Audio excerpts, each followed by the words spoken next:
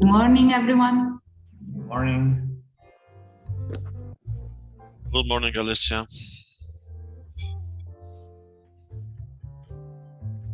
Good morning, everyone.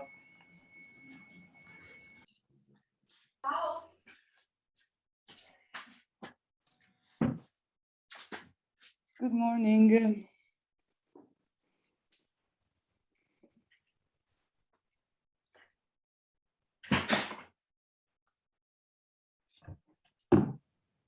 Really like the music.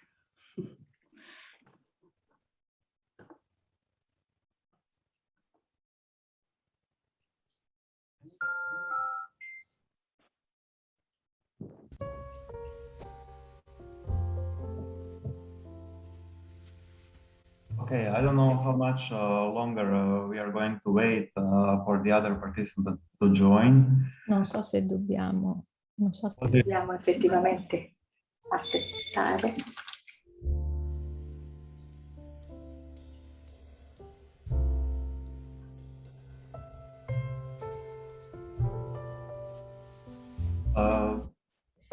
Can we speak on our native languages already, or? Dobbiamo parlare.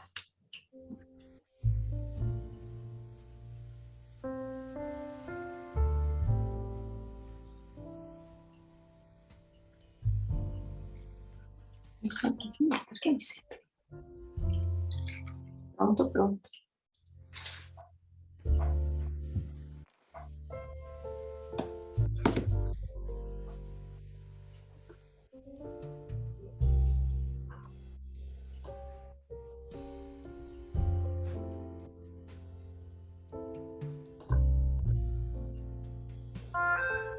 Even while we're waiting, may I just try to share my screen just to see if it's working? Pronto, pronto. Can you hear?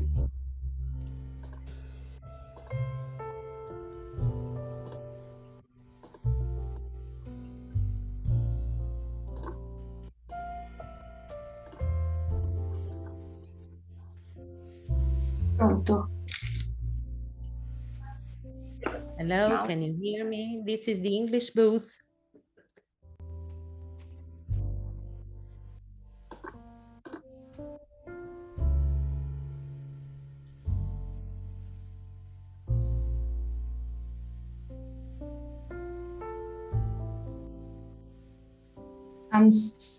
So good morning, everyone. I heard the request to try the screen sharing. This is Chiara, and I'm from the agency that will help this meeting going on. Of course, good morning. So if you want to try to share the screen as a first test, of course, please do. And then we'll leave to Ivan the word. And I take the chance while you try this screen sharing to tell everyone that on the bottom of the screen, you'll find the simultaneous translation. So you'll just have to check your language between Italian, English, and Croatian. So yes, Ivan, you can already speak in your native language if you want. U redu, dobro, hvala.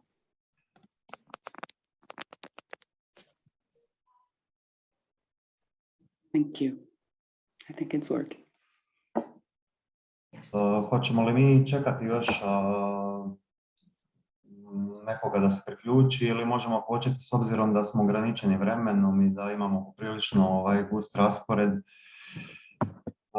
Poneki ljudi su, odnosno sudionici i govornici su vrlo ograničeni ovom agendom. Možda možemo početi sa pozdravnim govorima i nastaviti dalje da nam se ljudi priključuju kada budu ove tematske cjeline. Je li to u redu?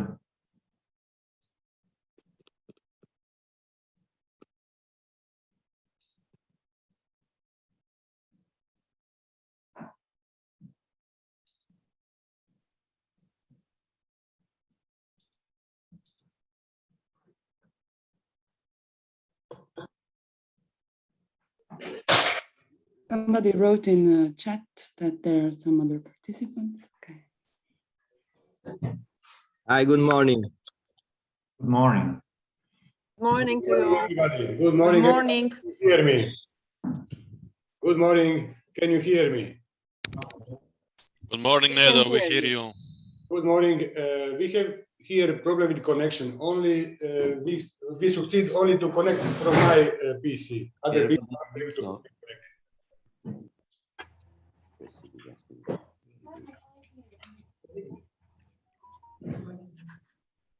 No, non l'ho chiuso, l'ho aperto, tanto per...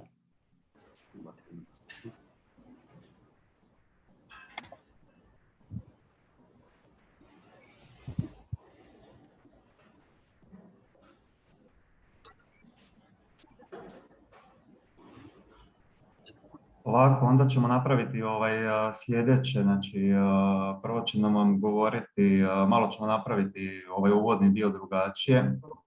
Prvo će nam govoriti Pea Ivanišević iz Joint sekretarijata, a zatim ćemo vrlo vjerojatno morati prepustiti riječ javnoj osobi koja nam je ambasador ovog projekta, s obzirom da ta javna osoba ima vrlo ograničeno vrijeme i raspored snimanja drugih evenata, tako da nadam se da je to u redu sa svima vama. Nakon toga će ići region Emilija Romagna i Alex.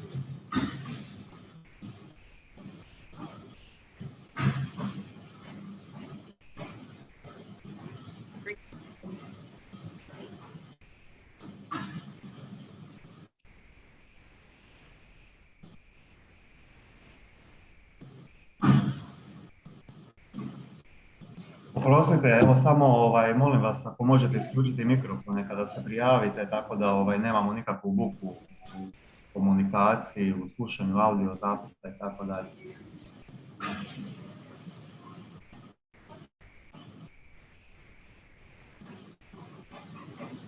Pretpostavljam da su to ljudi koji su se tek priključili, tako da evo još jednom vas molim samo da isključite mikrofone. Sorry, we have some problems with the connection. That's why there is no English translation. I apologize for that.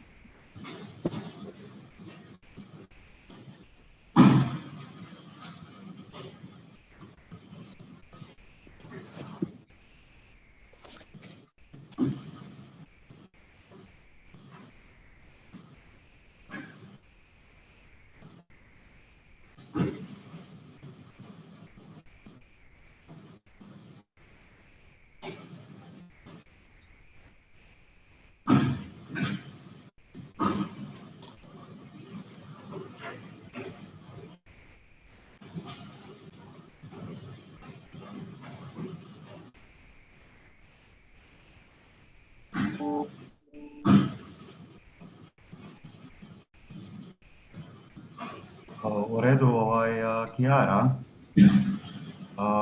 ja nemam kontrolu isključiti mikrofone ostalih sudionika, pa ako... I'm sorry, I can't učinite sa check the microphones of the other participants that please, can you turn off your microphones if you're not the speaker? Because I can't check all the microphones from here. Thank you.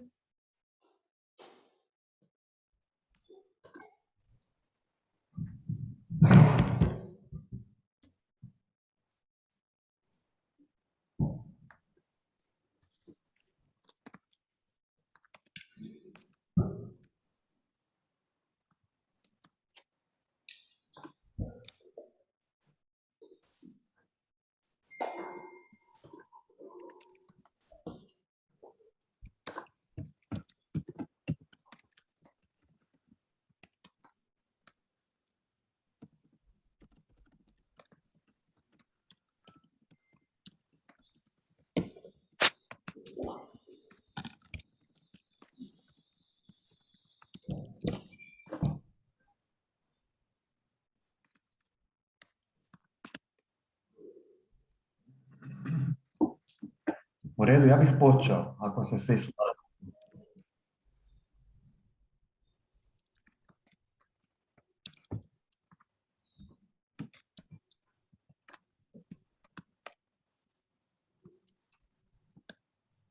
Evo, u redu. Ja vas sve lijepo pozdravljam i drago mi što ste se priključili ovom eventu Update on New Technologies, Techniques and Methods in the Adriatic Sea. Sebe ću kratko predstaviti, s obzirom da ćete me gledati do 1 popodne. Ja sam Ivan Matijašević, magistar sam poslovne administracije, upravljanja investicijama i poslovne održivosti. Danas smo okupili 4 važna strateška projekta u području implementacije novih tehnologija vezanih za ribarstvo u Jadranu. Svaki od ovih projekta, a nabrojat ću ih, to su Prizefish, Ithaca, Per Sea i Messing Fish. Svi oni imaju društveni, odnosno socijalni, ekonomski, u konačnici onaj najvažniju komponentu, a to je zaštita okoliša i populacije morskih organizama Jadranskog mora. Da ne duljim, s obzirom da smo jako kratki sa vremenom, ja bih najavio prvu osobu koja će prezentirati i napraviti jedan pozdravni i uvodni govor. To je moja draga i naša draga kolegica Tea Ivanišević. Tea od 2009. godine radi na inicijativama i projektima suradnje na području Zapadnog Balkana i na projektima europske teritorijalne suradnje. Od 2016. godine kao komunikacijski menadžer Interreg programa Italija-Hrvatska. Eto, pozdravljamo Joint sekretarijat kao krovnu organizaciju i Tea, evo, izvoli. Thank you, Ivan. Thank you, Ivan. I've logged in with this new account of our program, Zoom, so you can see me as Interreg Italy-Croatia, which I'm representing today as a JS communication manager. I thank you all for inviting me to this amazing event that you have managed to organize today together after a series of activities that we have performed together in this sense during the last year.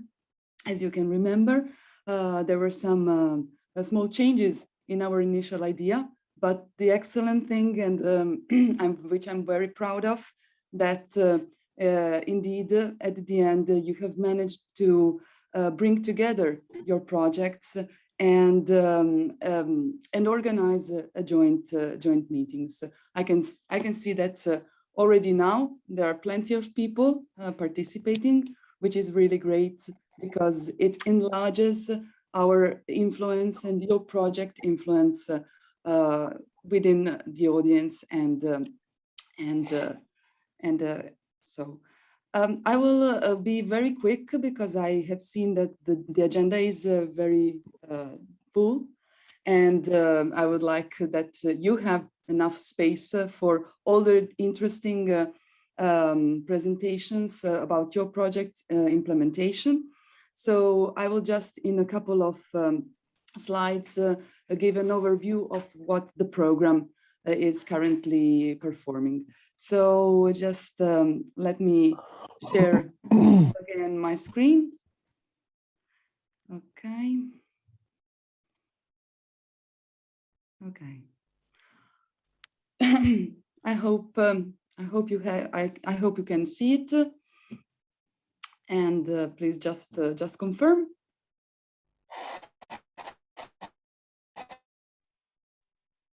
Okay.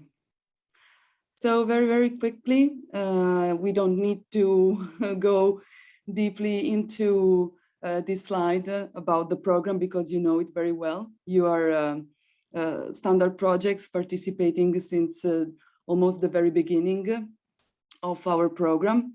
And these are some main facts of the program. We have 88 approved projects, considering also the technical assistance projects. We have 800 project partnerships, and we are in the 14-20 programming period going ahead with your projects that are despite of this big challenge that has represented the COVID problem pandemic, however, has not stopped your project implementation, and that is something really good. Okay, I will just give you a brief information about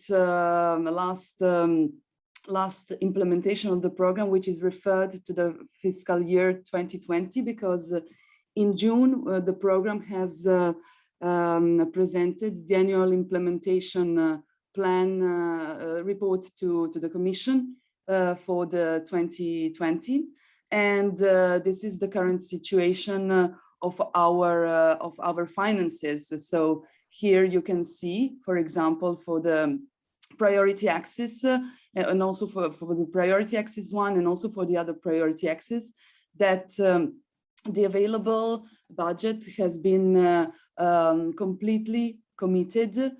And this is the second representation on eligible costs and the expenditures that have been reported to the Commission. We are standing quite well with the finance. Also, we are standing quite well with the key outputs for each priority axis. Actually, these are the latest numbers that have been updated in SFC system, thanks to the information that you provide to the program every time you submit the progress report. So you cannot see the baseline, the target value, but I can assure you that the numbers that you can see indicated here are quite well performing, and for some priority axes have and some specific objectives have also overreached the target, as well as the result indicators. We have good results up to 31st of December of these indicators that you can see here for all these issues that are indicated above. So the program is quite well performing at the moment, also thanks to your commitment and thanks to your project's implementation, and that means in qualitative and quantitative terms. For the priority axis, Blue Innovation, specific objective 1.1, as you know, we have 12 projects approved, some on the standard, some on strategic, and some of standard plus call for proposal. And we have allocated in total 27.96 million of euros total, considering ERDF and the national co-financing for this for this priority axis. Excuse me. Then also, you know it better than me, that some of the actions that we financed are aimed at improving the collaboration among universities and businesses. There were students exchange and certification of school curricula on a cross-border level. They were testing new products and services in seafood sector. Other projects like Coast Energy have implemented local plans for the renewable sea energy. Also, there were financed the actions for the setting up of clusters for underwater robotics, this in particular for the strategic project on 1.1. And also artificial intelligence platforms and setting up of the sustainability brand for the fish products. But of course, you will have something more to say in particular on this, and indicators are the same that were indicated above. So just let's move on. I will give you the program 2020 highlights. In 2020, all the standard projects are going on with their implementation, as well as the technical assistance projects that are very much important for the program because enable the program functioning.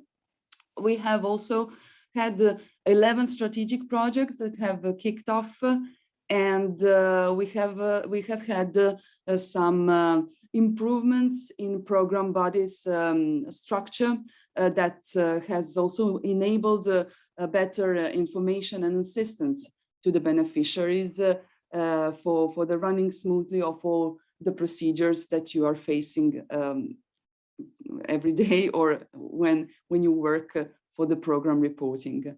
Also, good to say again that we have managed to reach the N+3 target, which is approximately 33 million of euros, and thus we have reached the financial target that was forecasted, and we started the new programming of the 21-27 programming period. So in the 2020, the working group has been established on the level of national delegation, and all activities have been put in place to launch the preparation phase of the programming of the new program. So what about macro-regional strategies? This is just a reminder for you, as many of you know, we have for the Italian and Croatian territories, 3 macro-regional strategies tackled by the program is EUSER and EUSALTO just on Italian side, and the EUSDR is just on Croatian side. For us, on the program level, is quite important EUSER, and even more for the new programming period, where the program strategy should be embedded in EUSER priorities. Thus, this means that this component should be planned also by the projects and will be very, very much relevant when presenting the new projects, and also for the program when programming the new cooperation program. So as I said, for the preparation of the new programming period, we have had working groups, task force meetings, excuse me, now it's not 5, up to date we had 7 task force meetings, and the local consultation webinars that some of you know that took place online, both in Croatian and in Italian languages, and that were addressed to mainly to the lead partners in April, which were invited together with the EUSER stakeholders also to these consultations. Now, in very, very soon, I assume in October, because we are working a lot currently on this, will be launched a general stakeholders consultation by the means of an online survey to which all the program stakeholders will be invited to participate. And following to the closure of this survey, it will be done analysis and will be organized a cross-border webinar where you will be invited to participate. So why all of this? Because we are going towards the new program, where the program is in the phase also of drafting the new operational program, and we need to understand how to better include the innovation also in the new operational program. The new regulations on European level gave us some indication in relation to the innovation, and that means more competitive and smarter through innovation and support to small and medium businesses, as well as digitalization and digital connectivity, with some specific objectives, as you can see, related to innovation and research, digitalization and digital connectivity, SMEs, and the smart specialization. This is why we have asked during the consultations that took place online, both in Croatia and in Italy, some inputs from the project partners in terms of the major needs that you can see quickly here, the results that came out. And both on Italian and Croatian side, we have had the input on that the major need still remains to be the collaboration among public administration, research, and the private sector. And somewhere also the technological transfer, as according to the Italian partners and also the Croatian ones, and the qualified human resources. Okay, in relation to the communication, which is my main task, I would like just to remind you that finally the program has launched the communication, the big communication tender that is now in the processing phase and will be ready for the end of this year. So will be covered completely for the 2020. And I would like to remind you just to keep on working as you did to producing nice and innovative communication components and the contents, because we will contact you and we will be available to take some parts of your contacts of your contents that you have elaborated to cluster it together in a new communication actions that we will perform also next year. So please do continue to produce videos, photos of inequality, your events, and other quality contents as you have done by now. Also, thank you for this, as I said at the beginning, the communication events that you are performing right now together. This is a quite big effort, but it's really excellent. And by now, this is the third joint communication events that has been organized among the project partners that we have managed to cluster and to bring together during all the work that has been done last year. And so, okay, just to close, tomorrow, as some of the projects know, we'll be organizing as a program with some projects that have expressed interest in our forum that I have launched in July, a small event during the cinema festival, Cinema International Festival here in Venice, entitled "The Cultural and Communicative Dimension of the European Cooperation Programs and Projects," in this sense, Italy-Croatia, in Hotel Excelsior.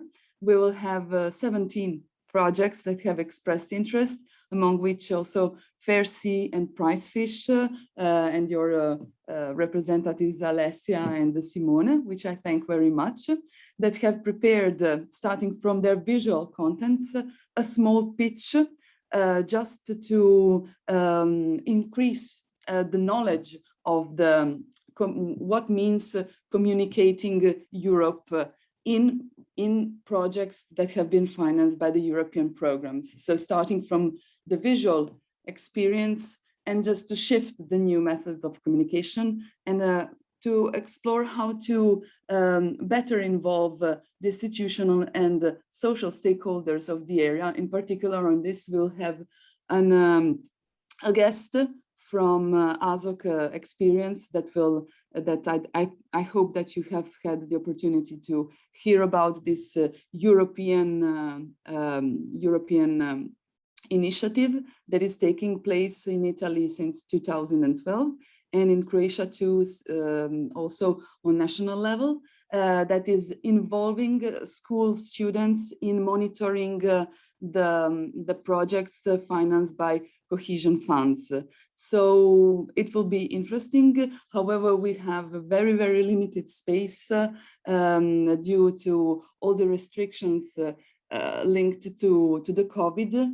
And but however, I think it will be interesting because we are targeting also the media representatives that some of the projects have invited and that the program has invited, also to increase the knowledge of, as I said, of the communication in European programs and projects.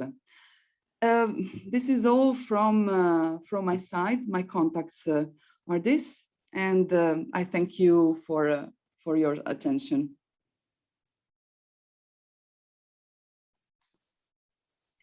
Zahvaljujem se, Teja, evo stvarno na kratkom, brzom i opsežnom izlaganju. Evo ja moram stvarno reći da sa Teom je jako ugodno komunicirati, vrhunski ekspert u svom području. Imat ćete sigurno... Thank you again, this sector. Ja bih što prije prešao na sljedećeg govornika, a to je... Now give the floor to the second speaker, the new ambassador of Prizefish. He has been referred to as the guardian of the Adriatic Sea.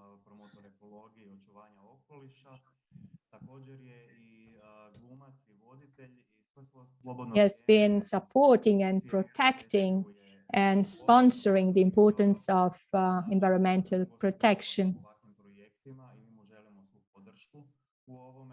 He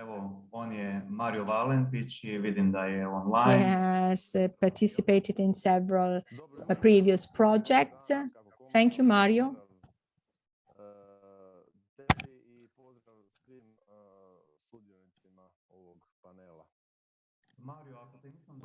Se čujemo? Čujemo se, čujemo. Da. Yes, we can hear you. Nisam dovoljno dobro najavio, ti slobodno reci ako imaš još nešto reći. If I've not introduced you well enough, please tell me if I forgot to say something about you. Yes, I think you introduced me well enough. I can say that what you said is true. That is to say, I am the manager of my daily life. I am the chairman of the board of my own life, and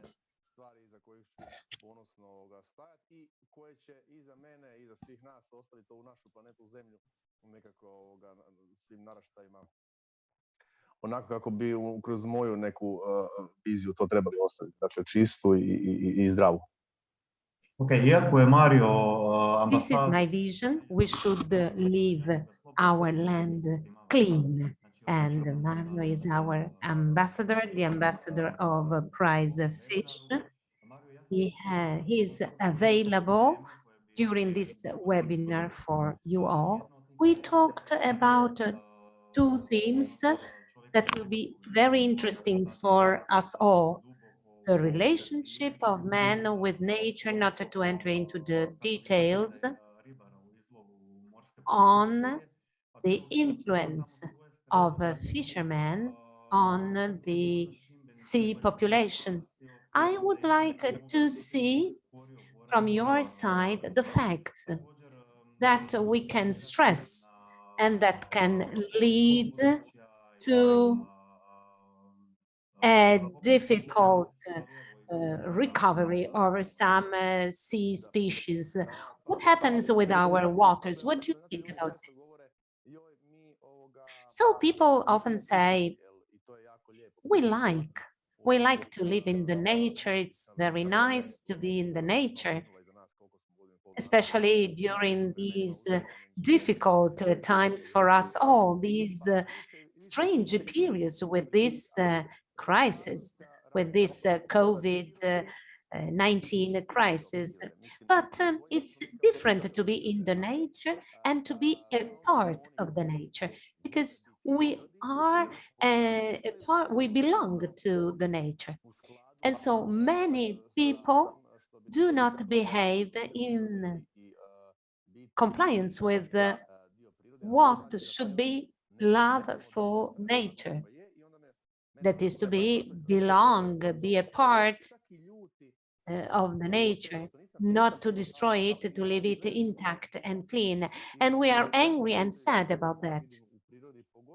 This makes me angry when I see plastic waste in the nature, and they are very often found. I find, for example, some waste in the Berzicotta region in the middle of a forest, or other waste.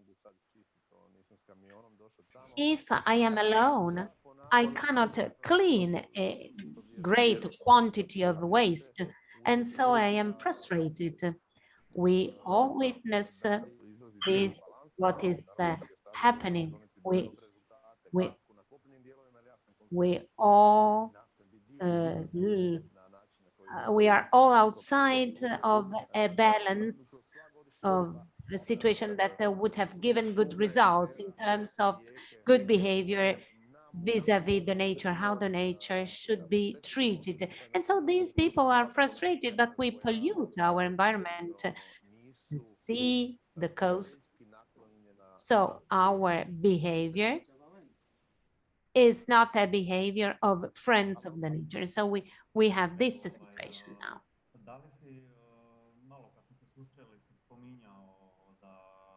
When we met,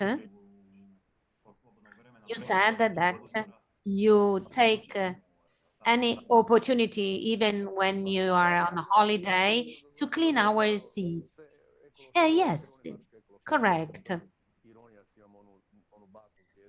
I belong to any cleaning action along the coast, in the sea, all that we can do to know people, the experts of this sector, and to clean our sea too. And so we cleaned many areas, the island of Krapa, Prats, Servor. Personally, I have a kayak, a canoe I use for rivers and the sea. So I personally cleaned some beautiful areas of the Adriatic, a part of the island of Arber, around the island of Arber, a natural park that has been recognized. And so doing so, I reflect and I do my best, what I can, for the ecology. And so with my diving equipment, I can clean sandals. So you can find anything. In the river Zermania, I found many bottles, and everything I find So I get it, and so I clean. In the future, perhaps I will be the organizer of some cleaning actions. I'm doing this. I did this at the recreational level with a group on the river Kupa, a group of people who were doing rafting. And we cleaned some parts of the river. We used some potato sacks to clean these rivers. And so each time I can do it, I try to do something for our environment. Thank you. Thank you, Mario. I know that you don't have much time today, so there is a second issue we would like to face with you. Fishery products and the nutritional value of fish. It is very important to eat fish. So you have a lifestyle, an healthy lifestyle, and you are a trainer. So you are a coach, and so you are concerned with the calories and the nutrition elements of food. Oh yes, I choose what I eat. I pay attention to what I put in my body. Food must be healthy, and fish is for sure an healthy food that has an important place in my diet. So fish is a protein, is a very important protein.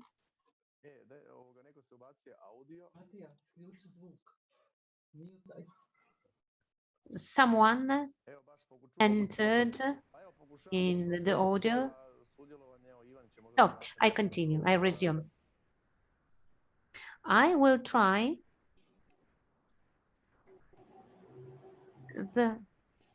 so the mic, his mic is off. The speaker has the microphone turned off. We can't hear him anymore. So the microphone is off. We can't hear him. Oh, okay, okay.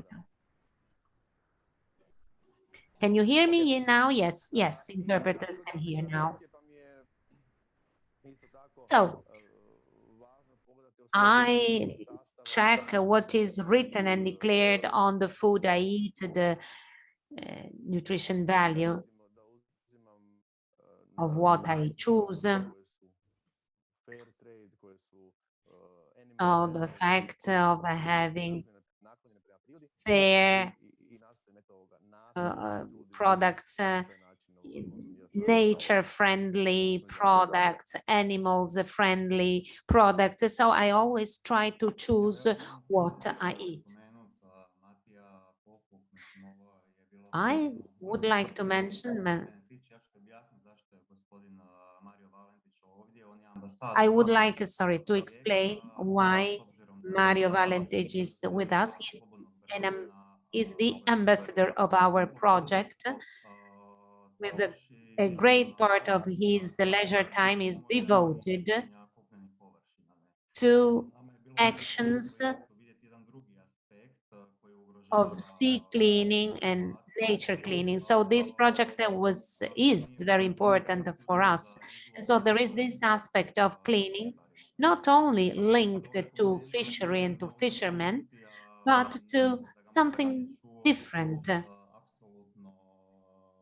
I heard the comment of one of our participants. I hope that Mario didn't hear it, interpreters didn't hear it. Mario said, yes, I heard the comment, but I didn't react. So Mario didn't react. So we should have a different approach. Anyway, let's go on. So when you choose fish, do you choose fresh fish or frozen fish? Fresh fish is my first choice. In Zagabria, I can't find always fresh fish. And so sometimes I also choose the frozen fish. I like truth concerning river fish, for example, not only sea fish, but I also try to find what comes from the sea and from rivers, not a fish from aquaculture, but I try to respect food and food producers. Okay, let's go on with our agenda. Thank you, Mario, concerning the preparation of bi trebali biti kreirani na način friendly products. It means that these products should be produced in order to exploit at the minimum level our sea resources. As a consumer, do you pay attention to buying a product with this label or not? I have just said this. I try to choose always. I try to choose food that belong to my culture, to my education. We also have to educate people, population. When you choose food, you must not look at the food as a manner in which you satisfy your primary needs. You meet your primary needs. You must give an added value. So you have to choose a product that meets ecology requirements, protection of the environment. So I do my best to educate all those who are friends of the nature. Okay, thank you, Mario. I know that you don't have a lot of time, but are there any questions for Mario?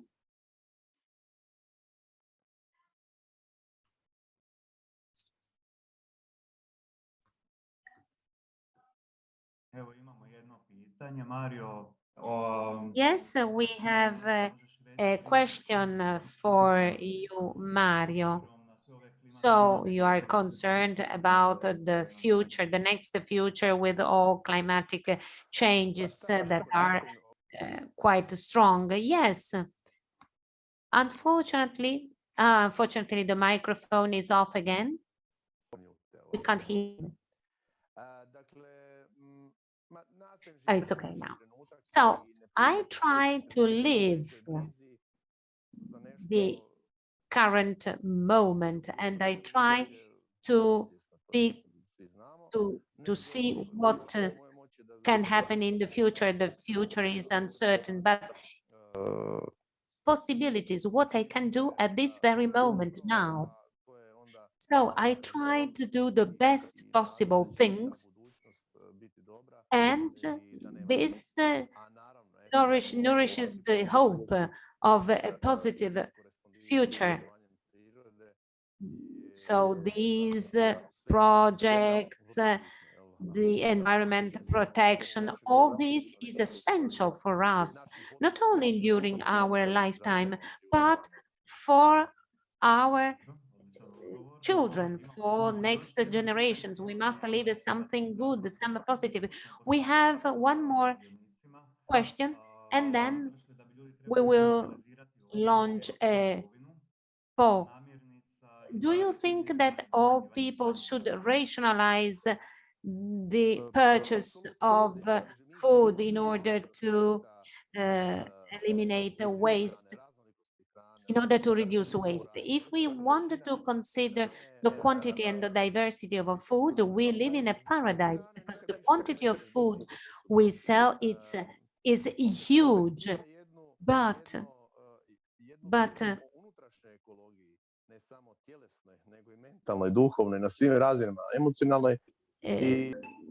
sick people, and this should make us think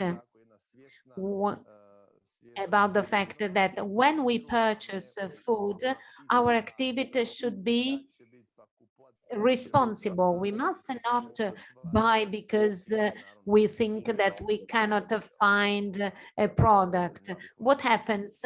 The product then gets damaged, and then it is thrown away. So thank you very much.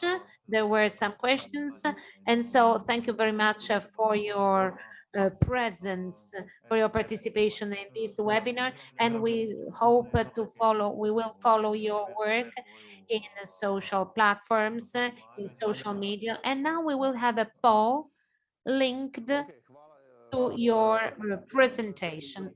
Thank you, Ivan, and greetings to all participants in the today's webinar.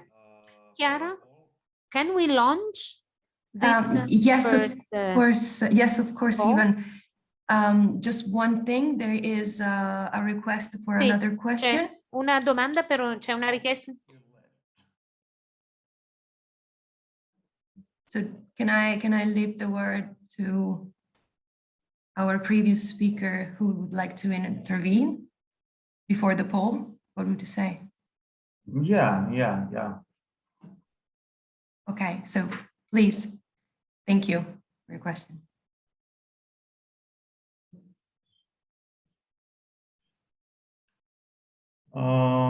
Unfortunately, he cannot answer this question, but maybe I can ask him, and then you will get the answer. So, because he left, he has a schedule, and he was already late. So. Okay, so I'll just launch anyway. The poll.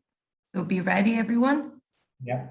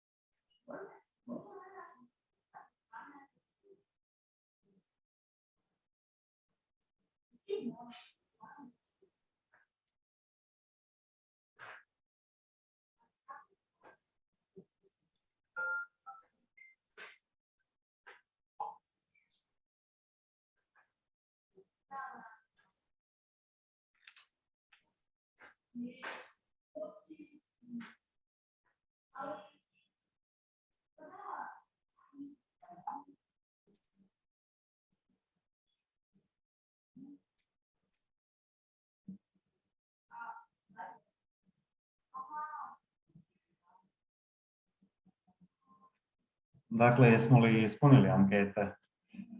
Ja nemam tu opciju da provjerim. So we have answered our questions, our poll.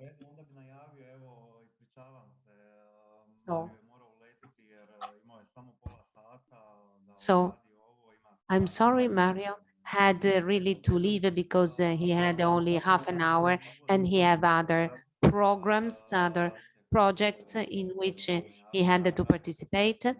So now I would like to greet our organizer, Regione Emilia-Romagna, Giorgio Vasi, Pier Giorgio Vasi, and I give you the floor to him. Thank you very much. I would like to thank you, Ivan. I wanted to thank Ivan for this opportunity. So we have tried the opportunity to air some be events gathered as in a webinars webinar. as required by the epidemic. We hope that actually the system is that we will offering meet good results in person, but so this I system think that in this way is giving we'll good be able results, and so with this system we join will the try two, to unite the sides two of the Adriatic sides of Sea. the Adriatic. The purpose of all these projects project and of other as fishery projects High is, as a Adriatic Regione Sea Emilia-Romagna, fishing district. a role of all these projects unification give us of the opportunity to unify of the policies of the different policies of all the countries on the facing the Adriatic Sea, Adriatic. an The Adriatic is a important very important sea. Fishery and fishing fish and fisheries have an important are highly value important for us as a catalyzer of interest also of citizens, by stakeholders citizens of the both world sides. and of these sites. The Adriatic Sea is the most important sea of the Mediterranean. Because for sure, from the in point terms of view of marine species, it's one of the richest, of the wealthiest seas in the world, and it was also like this in the past. It has been like a huge lung. It's like a fjord facing the Mediterranean. On the Mediterranean. It was the basin of the Mediterranean. So we need to preserve it and need to be very careful in protecting it. And also we need to have fisheries and fish products in the best, with the best quality. We need to keep the sustainability of all the fisheries, but at the same time, we have to preserve them, because fishery and aquaculture, since the ancient Romans, have always kept and promoted a very important tradition, culture. They have been so important for the society, for the community as a whole. And for all these reasons, the Adriatic Sea was really a community, a melting pot, a place, a sea that has to unite all the peoples facing this sea. That's why we want to promote all these projects. And we do hope to continue with all these projects, especially directly with Croatia, but also with all the other Interreg projects that help promote people's share common experiences.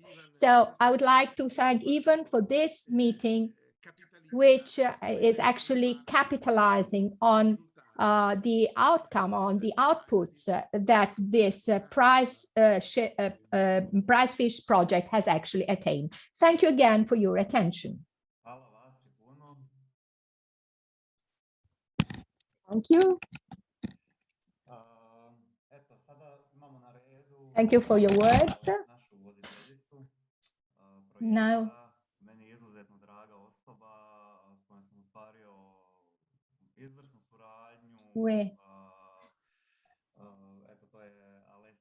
a person who is very dear to me, from University of Bologna, Alessia Cariani. Alessia, I hope you are going to say something interesting. Hello, thank you, Ivan. Thank you for your words. I was hearing to them translated, but yes, thank you. We have worked very hard on Prizefish, so that's why I would be, as you know, I always prepare many presentations, but this time I will start from the end. So thank you, everyone in Prizefish. Thank you to all the other projects, all the other colleagues which are working within the big framework of the Interreg Italy-Croatia, because it's my personal and singular opinion, but I think we are really creating a very effective system, improving the framework condition for the Adriatic Sea. There is a huge potential No, Adriatic Sea is crucial under many aspects, and the Interreg project Italy-Croatia, which Thea explained under his many specific aspects, is really creating a very powerful system for keeping this framework always improving. So that's why my only word will be thank you to the participant today, to the speaker, to the organizers, and to everyone.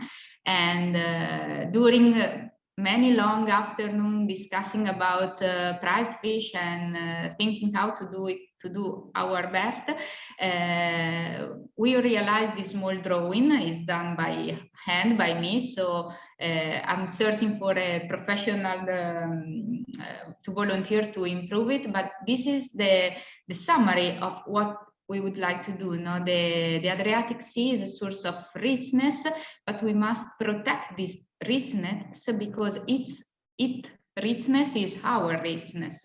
So starting from the environment, the society, Adriatic has a very peculiar cultural role in the territory that face toward the Adriatic, and we cannot do anything without the economical drive. So for a brief presentation of what is Prizefish, I will show you a short video. A video which is in Italian with subtitle in English. So maybe it will be needed the translation only for the Croatian colleague. I hope you can all see the video starting. Can I go? Yes.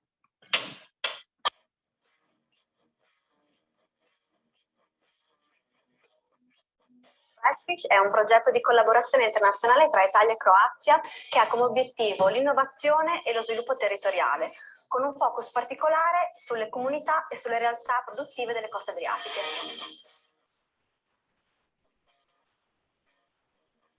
Prizefish può contare su un'ampia partnership.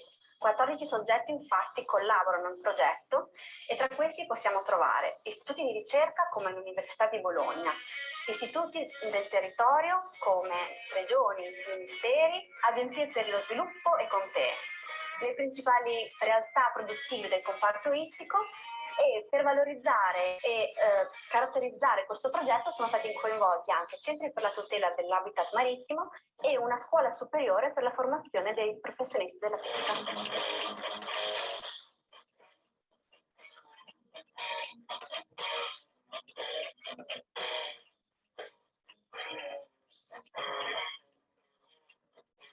Questa partnership è ideale per lo sviluppo di filiere e di prodotti della pesca adriatica con un focus sulla eco-innovazione, dove tecnologie e sviluppo ecosostenibile si fondono per l'evoluzione di un comparto non solo in termini di sostenibilità ma anche di redditività e awareness nei confronti dei consumatori. Per questo il motto è pescare meglio, guadagnare di più nel rispetto del mare Adriatico.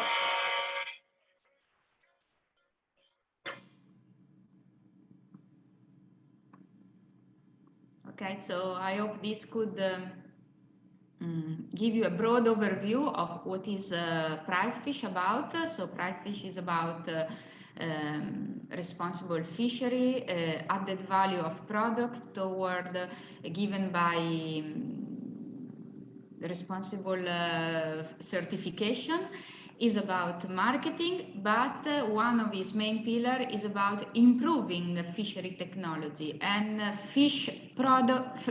technologies related to fish processing and packaging, as have you seen from the video. So from now on, I leave the floor to the core topic of this webinar, which is indeed new technology in the fishery sector. So thank you again to everyone, and I really look forward to enjoy this webinar.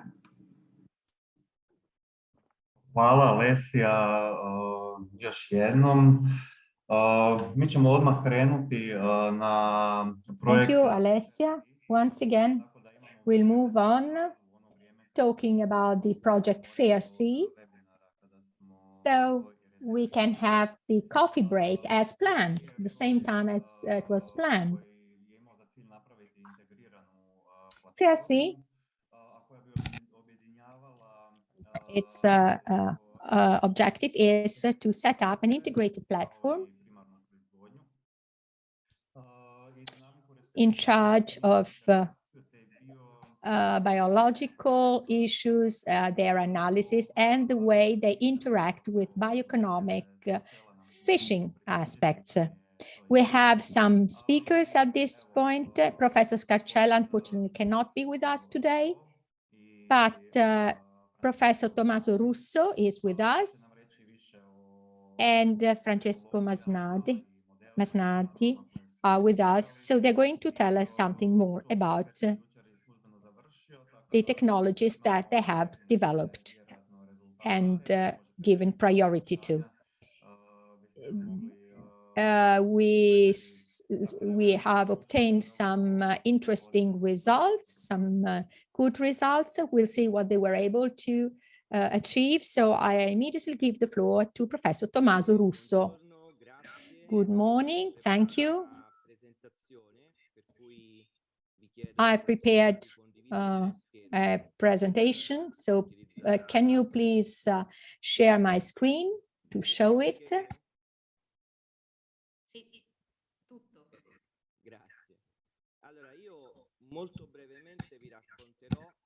Very briefly, I'll tell you about some of the activities that have been carried out within FSC project. I'm associate professor with the University Tor Vergata Rome, and I'm also a member of the inter-university consortium of all institutes involved and working in marine sciences. And I'm here today together with many other colleagues.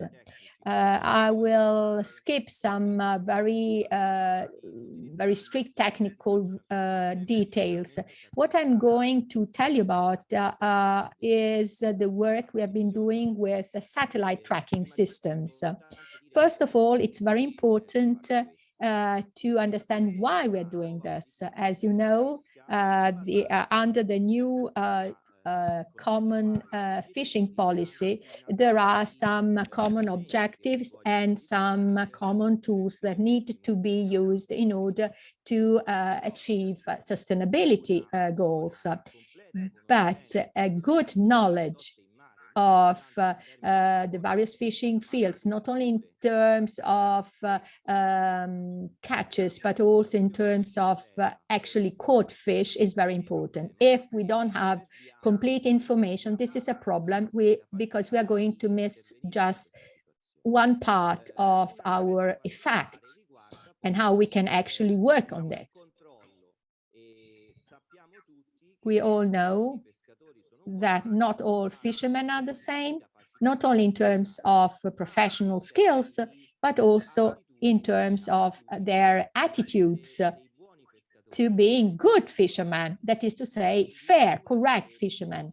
So one of the objectives of the various European policies at sea is to fight illegal fishing, but at the same time trying to discourage fishing methods that are unfair, not correct, or not optimal and not sustainable. This is the reason why in fishing sciences, systems like the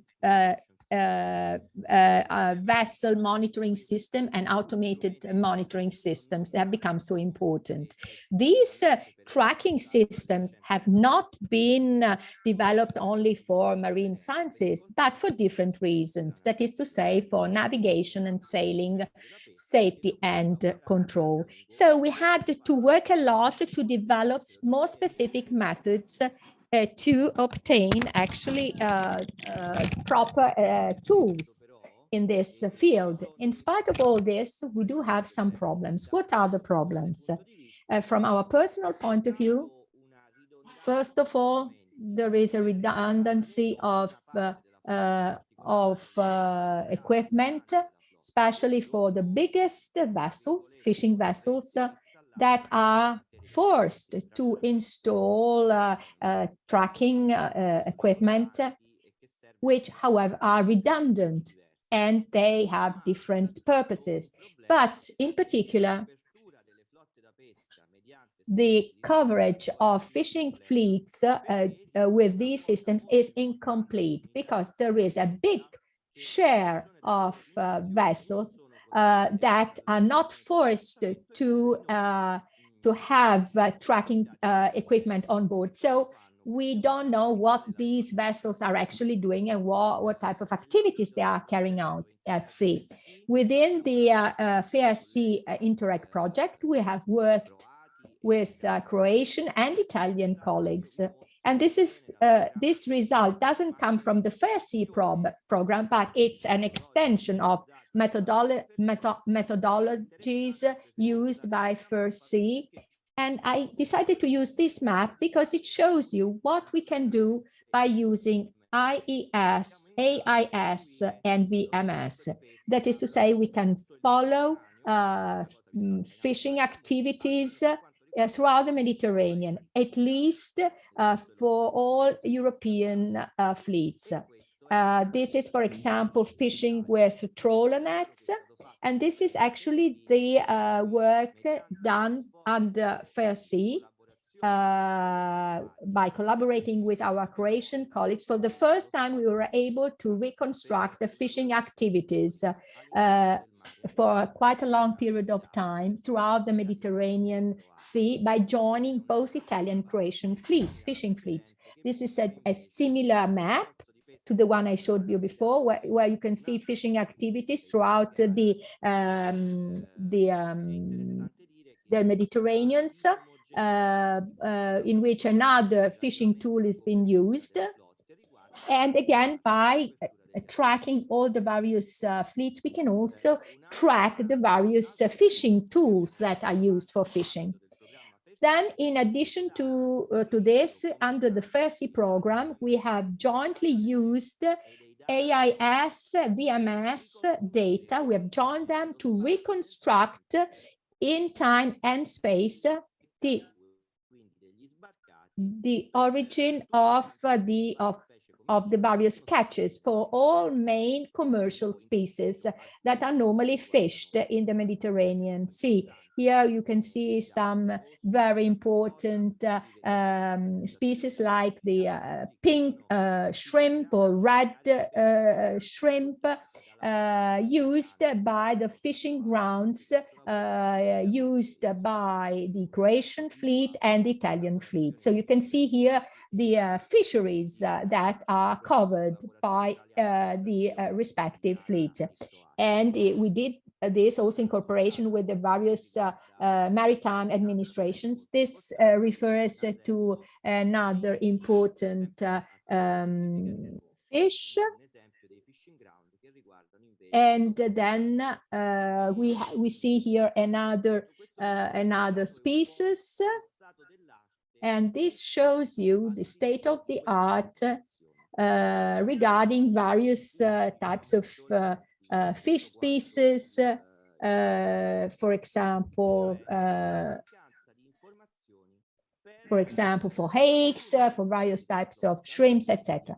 Now, as far as vessels are concerned, we can see here in this chart, in this bar chart, we can see that in different Mediterranean countries, obviously here we are mostly concerned about Adriatic facing countries, Slovenia, Croatia, and Italy. There is quite a big share of the fleet that has no satellite equipment, satellite tracking equipment on board.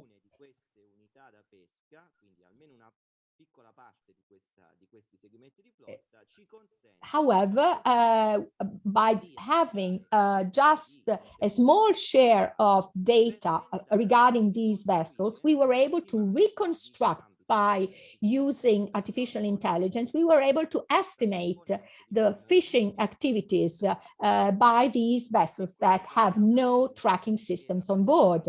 And this is what we obtained, is shown in this map. You can see here, we can see actually we have used this only for the Italian fleet, but we can do this also for other member state fleets as well. And what's the interesting part? The interesting part is that fishing activities by this fleet segment is quite significant compared to a amount of fishing that is actually carried out by other fleet vessels for which we don't just have estimates, but real actual data, because they are having this special equipment, tracking equipment on board. So first of all, we should also extend tracking equipment also on smaller vessels because they play a very important role in Adriatic fishery. So we are trying to identify some methods in order to collect information that we don't have so far, but which we believe are quite important. Thank you for your attention. I hope I stuck to the allotted time. Can you hear me?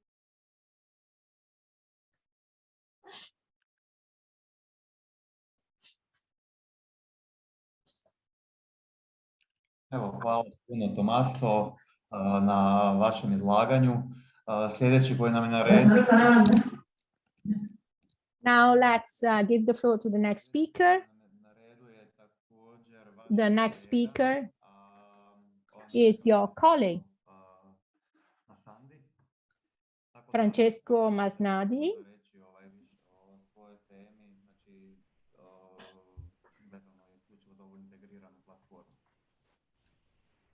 Yeah.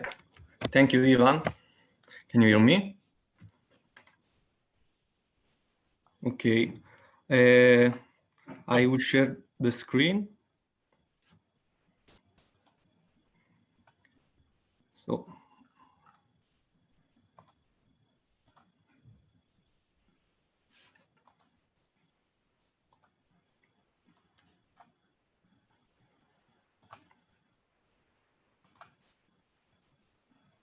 Okay, can you all see my screen?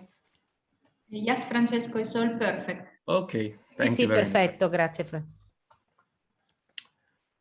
I have to close the translation, sorry.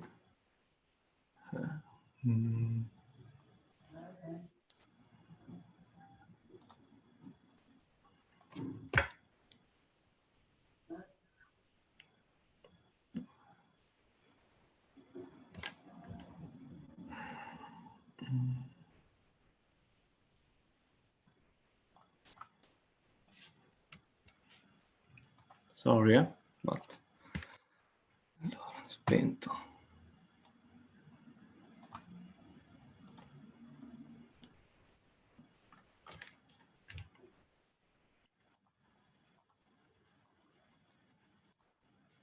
Okay, hear me again. So I'm Francesco Masnadi. I'm a FishMet PhD student from the University of Bologna and in collaboration with the CNR of Ancona.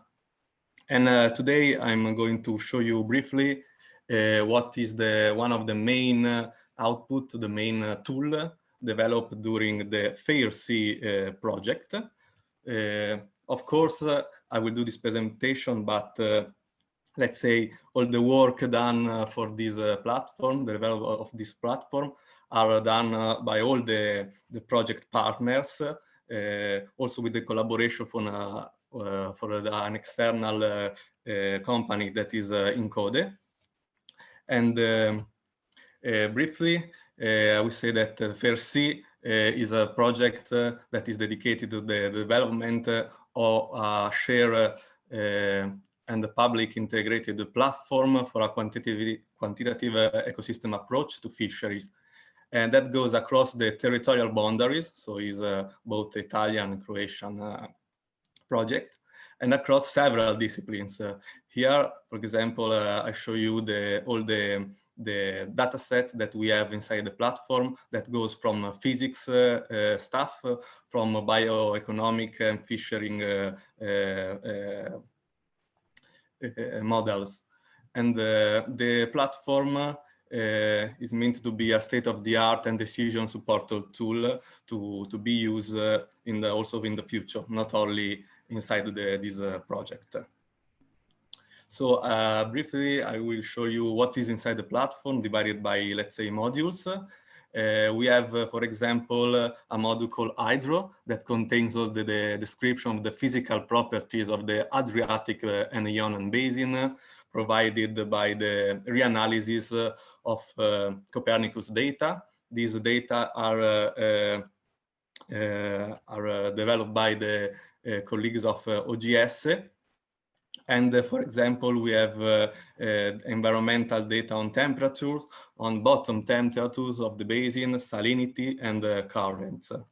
Again, we have another modules, let's say, very similar, but that describe the biogeochemical properties of the basin. So we have all parameters related to biogeochemical variables, such as chlorophyll, dissolved nitrogen, phosphate, oxygen at the bottom, and all related to plankton, phytoplankton, and zooplankton, and net primary productivity.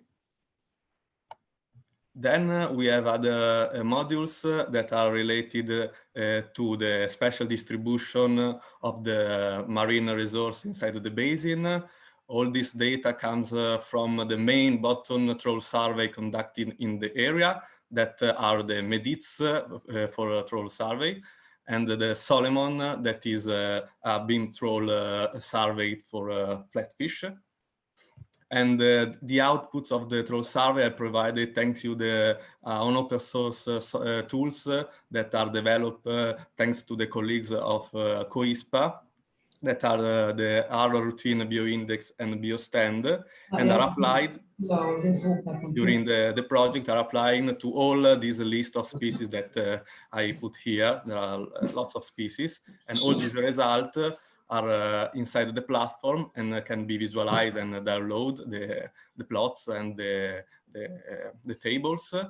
And in the bioindex folder, you can find all the data, plots and data table on biomass and abundant index, with also our other key population state indicator, providing comparable information among the various GSAs of the basins. We have all this stuff of key parameters. I will not go in details, but you can all find these indicators in the online platform. And we are also develop another folder with the standardization data output for a series of important species, commercially important species of the area, and the procedure of standardization using a generalized additive model. And this all, again, inside the platform. Then we have also a special modules for the distribution of MEDITS survey species, and that can be visualized directly on the platform and also download, for example, as a shapefile. And this is the distribution of the main target species of the survey. Then we have modules that are related to the catch and fishing capacity by the fleet segment inside the Adriatic Sea. And of course, there is information about the fishery-dependent data, including data coming from the data calls, the catch, the length frequency distribution, and also the fleet capacity.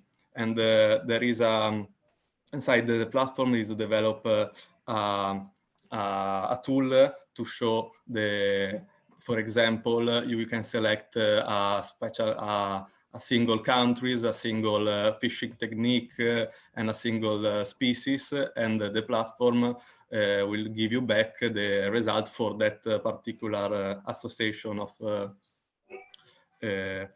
association, and you can see not only the landing by the biomass, the tons, also the price and other stuffs.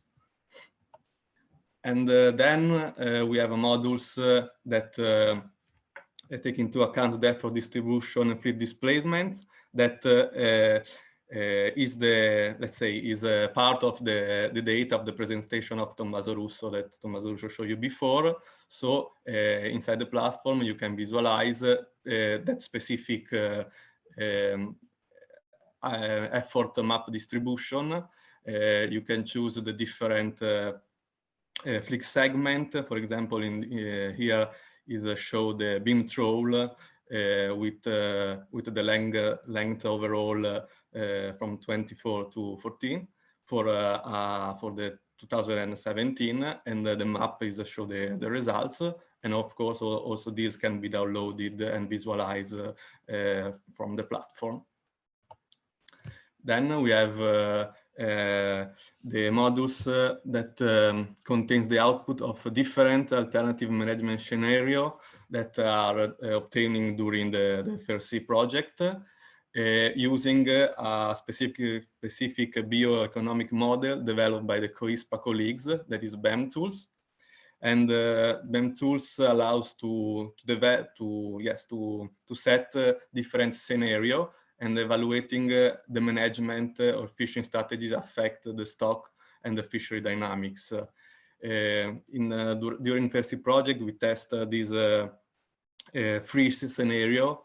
I will not go in details because let's say this is not a presentation of FAIR-C result, but the different output of the scenarios can be found in the platform, and the plot you can download it, you can watch it, and the comparison between for example, the three scenario are all inside the platform. Then in these modules, there is also a part called MCDA. This is multi-criteria decision analysis. That allows the dynamic generation of different, let's say, scenario result using different management criteria. For example, by the weight vector that you can find on the platform, the user can choose to give different weight, for example, from a socioeconomic indicator or more value to a biological indicators, and then can see how the result of the different scenario change. Then we have a final modules called food web modeling that will contain of ecospace approach that is a model linked to the food web. And this now on the platform, let's say these modules is empty, but we are working these days to upload the result from the FAIR-C project in the platform, also for these last modules.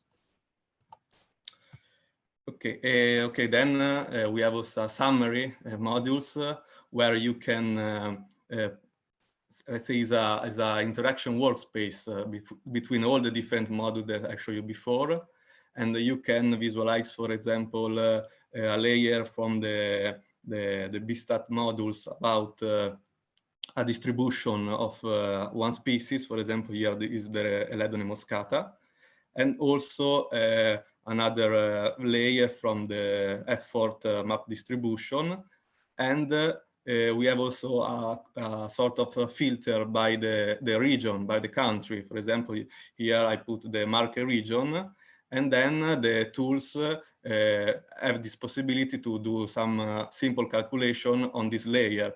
For example, give the minimum, the maximum values, or the mean value of this species or this fleet, effort of this fleet in that particular region, for example, the market region. So this is it. Now the platform is online at this link. You can enter the platform and walk around and play with the platform using this username, viewer, and this password. And of course, the platform is still in the developing, but is already available online with lots of the results by the FIRST project. And we are updating all the other results. Thank you very much.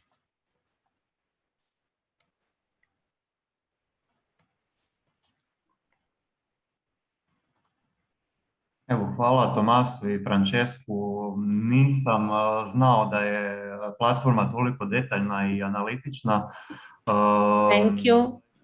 Thank you, Tommaso and Francesco, for the presentation of this platform. It's a big innovation.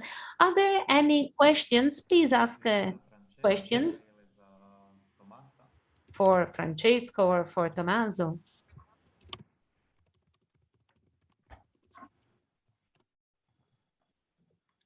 I will show the link. U redu, vidim da imamo. Dobro, može. Francesco, ti možeš staviti link, a do tada ćemo pričekati pitanja. Francesco can write the link in the chat, and in the meantime, we can wait for questions. Do you think that the project is ready for overlapping? What part of a platform can we develop additionally?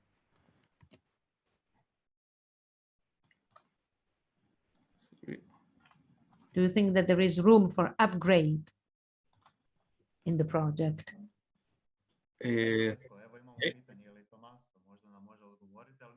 Francesco, Tommaso, we have a question. We have a question concerning the aspect of Francesco.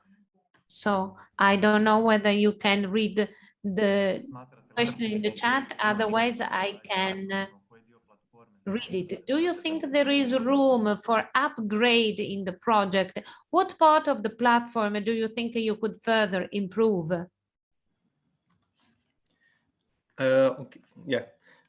Thank you for the question. Yes, of course, there is always a time for improving the tools, and also for this, we are thinking also with the project leader, Simone Libralato from OGS, to continue using the platform, updating the platform in the future, maybe also in, let's say, in other projects that will come in the future. And of course, now we are working on also interaction, more interaction between the various type of data and the various modules that are inside the platform, to also give the public more, let's say, more possibility to use the data, also to maybe update new data, because right now in the platform there is the data inside the platform, the information inside the platform are all by the project partners and let's say the scientific part of the process. But maybe one day we can also try to give, for example, stakeholder the possibility to update new data that are maybe not in the official data call. I don't know. So of course there is also a time and space to develop new features inside the platform. This is a baseline platform, let's say. It's the first time we develop it. I don't know if also Simone wants to add something, also Tommaso. No, thank you, Francesco. You were quite clear. I don't think. Hi, everybody. I'm Simone Libralato, project leader of the FIRST, and Well, you actually summarized well what is needed. The platform can continue to be developed, and we also have requests to develop specific parts. For example, from policymakers and stakeholders, there is a question of having local data, and this is something that we might work on to improve in the future also. That may be beneficial for local management actions, for example, or analysis. Yeah, but there are several things that can be improved, of course. Thank you.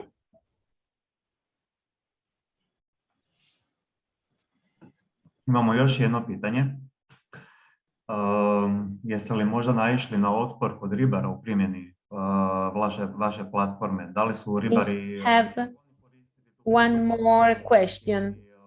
Have you encountered the resistance from fishermen in applying this platform? Do they use it? Is it something difficult to implement, to use? We use yes, the platform has been shown to stakeholder during the project. During a stakeholder meeting, we had the free stakeholder meeting during the project, and yeah, the participatory approach has gone quite good, and they has been involved, for example, in the MCDA part, the multi-criterion decision analysis, to give priority, for example, to the scenario, to the let's say the indicators that have to be looked during the scenarios identification. And I think that yes, the participatory approach was have a good result, and no particular, let's say, particular problems with fishermen and other stakeholders.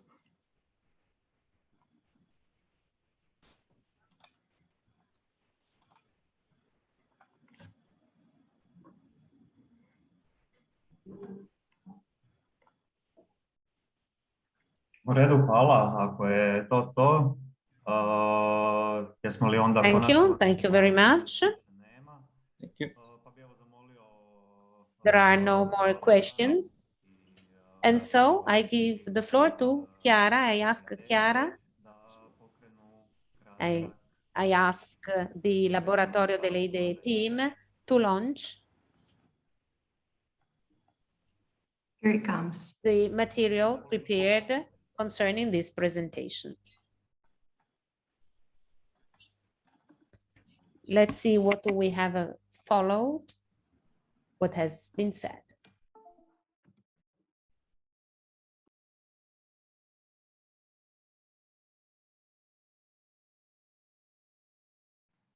Coming right up.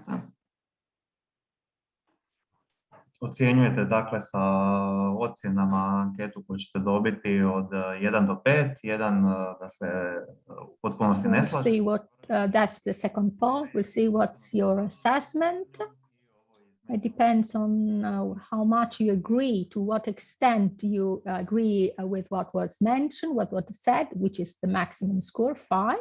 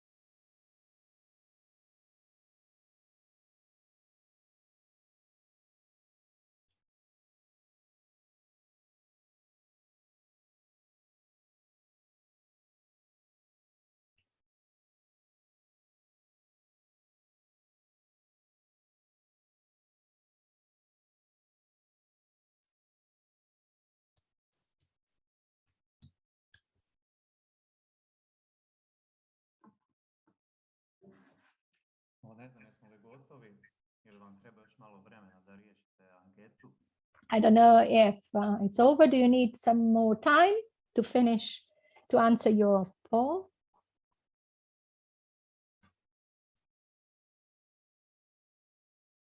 Evo, dok vi rješavate anketu, ja ne vidim još uvijek rezultate.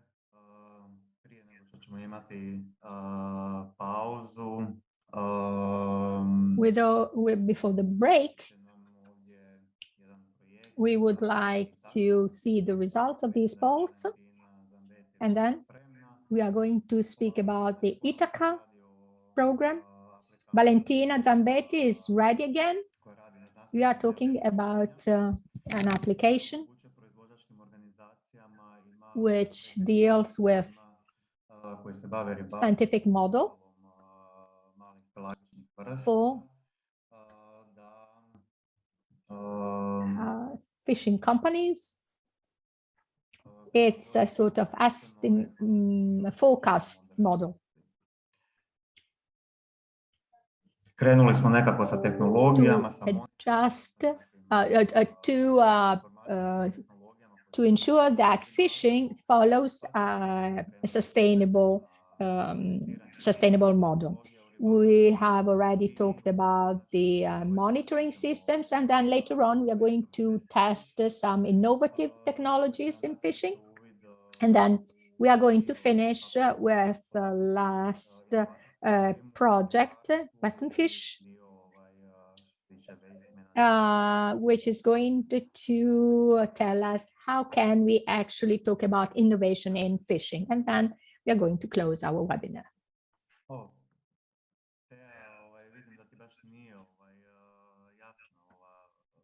I see that the agenda is not really clear. No, sorry, that the scoring is not really clear. Would you like to comment? Somebody is asking, that's a question. I don't understand well. I don't understand well the scale well. I cannot understand the scale because it seems that the answers should be yes or no. Just don't understand the scale of for the answers. Yes, basically it's like it was in the first poll, and then it's not. It was not, let's say, copy and paste again. It's like I agree, I disagree. Yeah. So one is no, I completely. Yes. This maybe apply better to some question than to other, but numbers are the only answer which doesn't need translation in the three languages, because we all have the same number.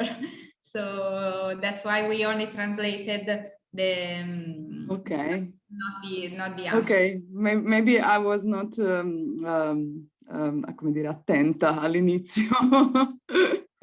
Yes, I understand. So the numbers 2, 3, and 4 doesn't mean anything. That just means that you're unsure, so you can click the number 3.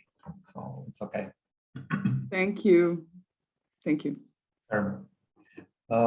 Dakle, možemo nastaviti dalje. S nama je evo kolegica Valentina Zambetti iz projekta Ithaca, već sam to rekao. Radi se o platformi.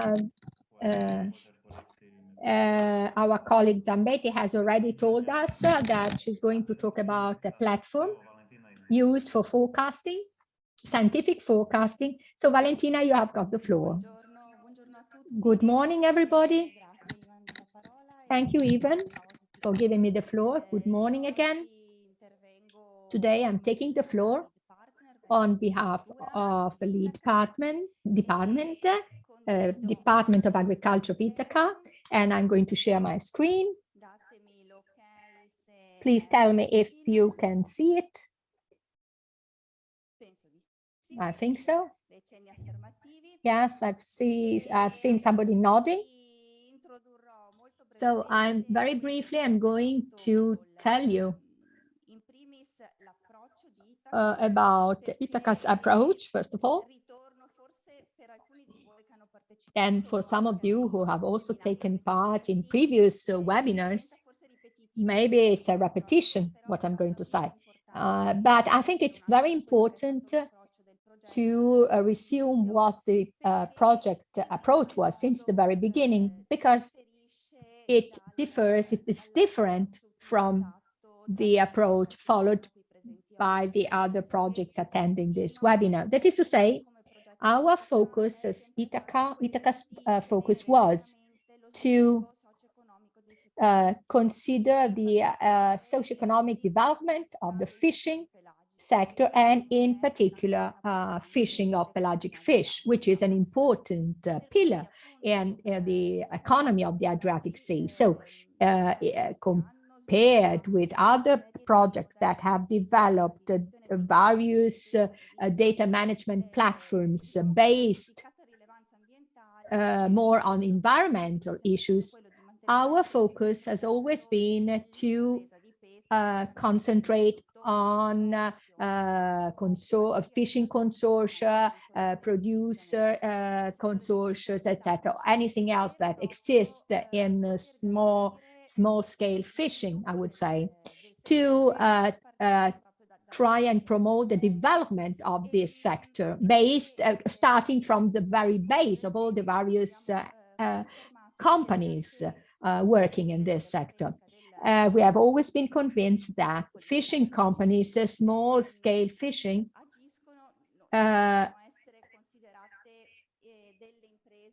cannot be considered as real companies, So it's very difficult to compare them with companies in other industries, for example.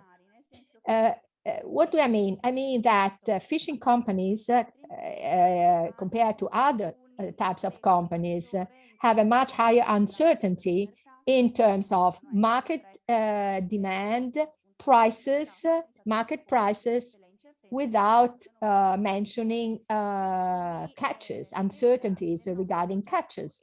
So in our project and in the tools that we have developed through this project, we have tried, and we are still trying, because the work is in some cases still in progress, to consider all these uncertainties built in fishing, and trying to dampen them in order to forecast small-scale fishing market. Ithaca has worked through two pilot projects, sardines and anchovies, but in the future we also expect to extend it to other fish species. Again, still talking about small fishes, so small-scale fishing. We have seen that there are some obstacles to the stability of this sector, both internal and external obstacles. That is to say, the legal framework, regulations, European, local regulations, national regulations, and another important point, again, that we have always considered within the project, and which has always been very strong when developing our models, was the level of catches, fish stocks, etc. So the project has also considered these aspects, which are very important. So again, fishing pressure on the environment in developing all these methods. However, the main focus has always been to ensure socioeconomic sustainability of the fishing sector, the fishing industry, while respecting environmental sustainability as a whole. So the project we have followed in our project has followed up with this idea. So we have developed an econometric model, and this model has been rendered, or is still being rendered as an ICT system. It will be a web app, allowing operators to use this model, this very model,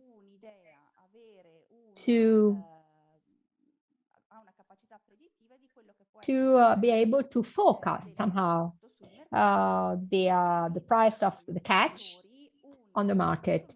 And this gives an important tool to operators who can understand how much they have to fish and how can actually place their products on the market at a profitable price.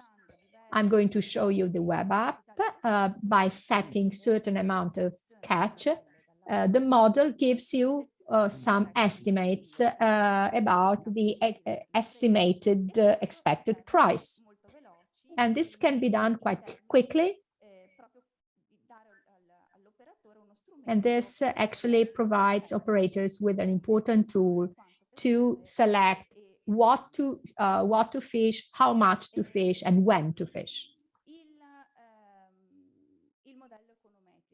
The econometric model,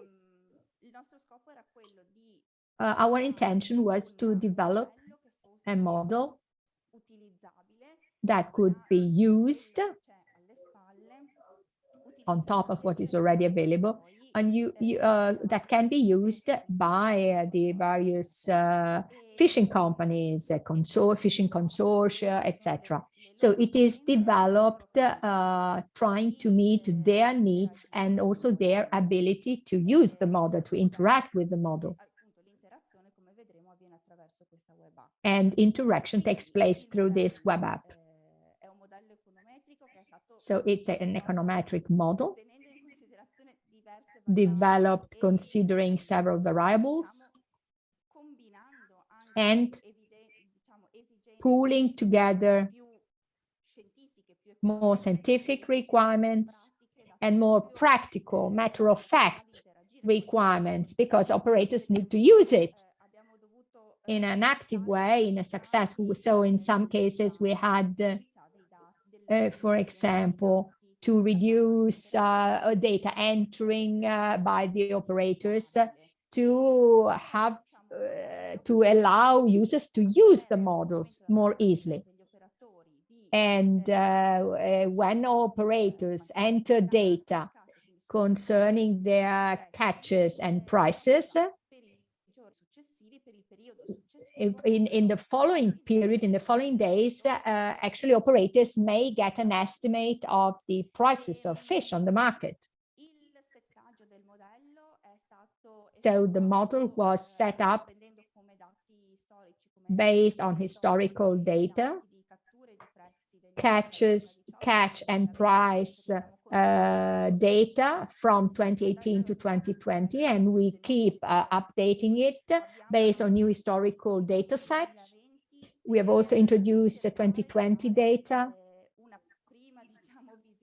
to provide an initial overview of the likely impact of this model, so that operators actually realize that with this tool they can actually take into account extraordinary price fluctuations. And together with this historical data set collected with the fish market operators, we have also included the balance sheets of some both Italian and Croatian fishing companies to better adjust the data based on overheads.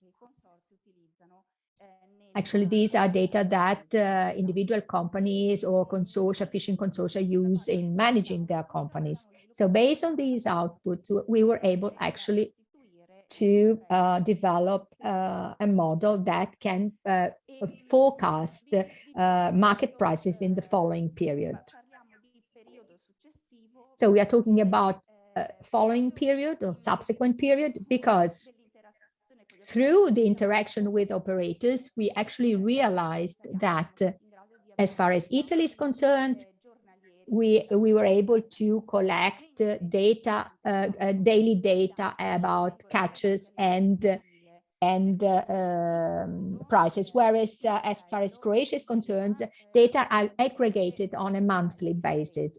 So the model uses two different levels for the entire Adriatic Sea.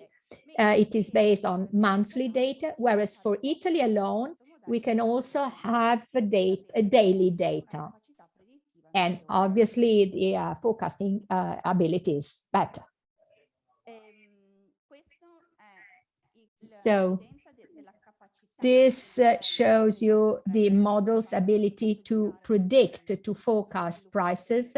So we see here the actual prices and the forecast, the estimated prices, prediction prices. We have compared the data. So this is the model's ability based on monthly data. This is the model ability, model performance based on daily data. As you can see, the model, when using daily data, has a much better prediction capacity compared to the return price. All in all, however, also based on monthly data, we can say that good results, a good forecasting performance can be obtained, and which is quite useful for fishermen.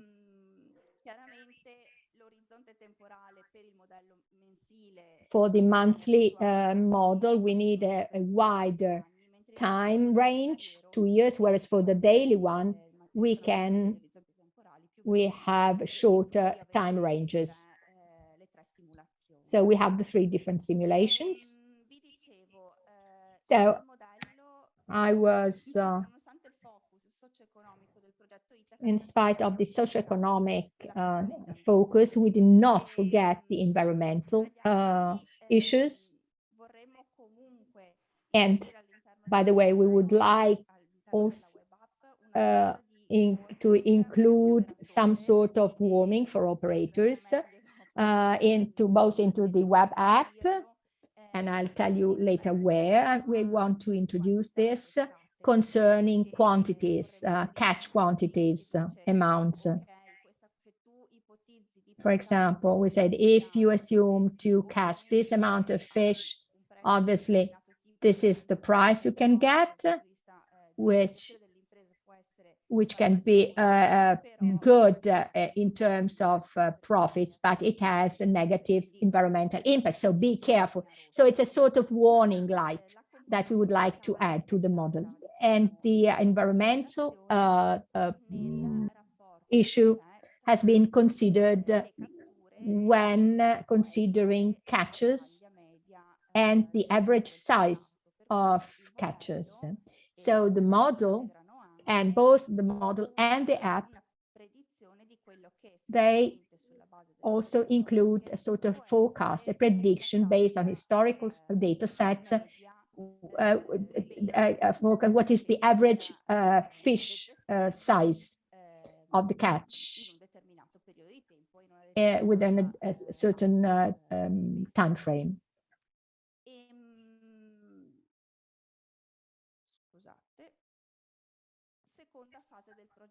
Second project phase, we have developed the model and we've moved on to taking this model for use by operators. How did we do this? As I said before, with this web app, this is the tool allowing operators, fishermen, to consult, to have a real-time consultation with the model, and for the following days, or for the period, either days or months, following months, to have some indications on the reachable price, depending on the quantity of catch entered.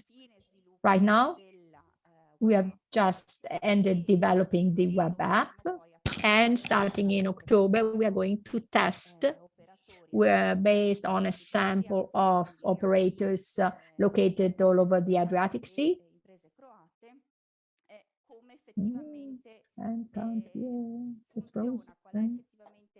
Grado di usabilità della web app e del modello, sia il grado di... we see actually what is how much is the model used, how much the model and the web app are actually used.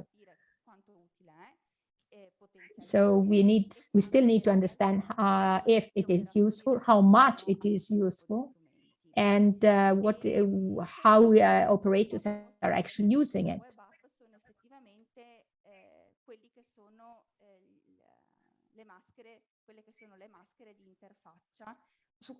Yeah, here you can see the various interface screens. I'm showing them to you to see the various screens, the various interfaces that all the operators will be using. Actually, these are the first interfaces that we have developed, the first screens, and data entering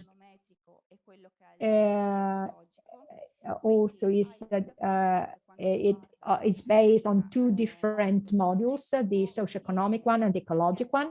So as far as fishermen are concerned, concerning the econometric model, they are required to enter either daily or weekly or every month.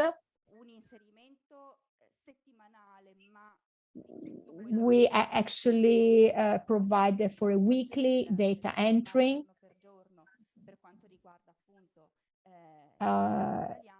And actually for Italy are based on the daily catch, whereas on a monthly basis for Croatia, as I said before. So the amount of catches, and based on these data, that based on this information, fishermen will be asked to enter, obviously, enter how much they would like to catch in the following day. Obviously, the huge question marks concerning forecasts, of course, but based on these data about the forecasts or intention of fishing, the model is going to give you these prices. So they said, if you have caught this in the previous day and tomorrow you want to catch this, your profits based on market market data, historic market data, etc., the price you can get is going to be this one. So our intention is also to put a warning about sustainability of catches.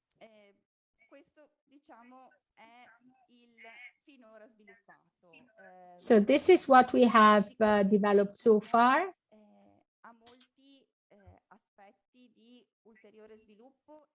Obviously, there are still many things that need to be developed, and we'll get more information following implementation of the pilot version to see how the system can be used, what is the degree of its use by operators. Actually, we have realized that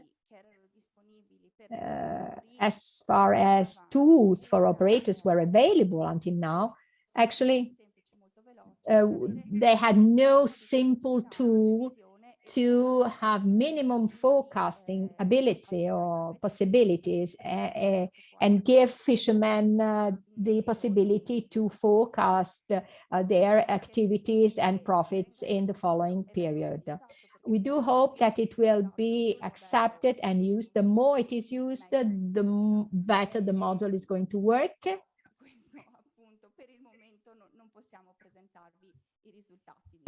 But so far we can't give you any results so far, but probably we'll be able to have also some better results also in this sense.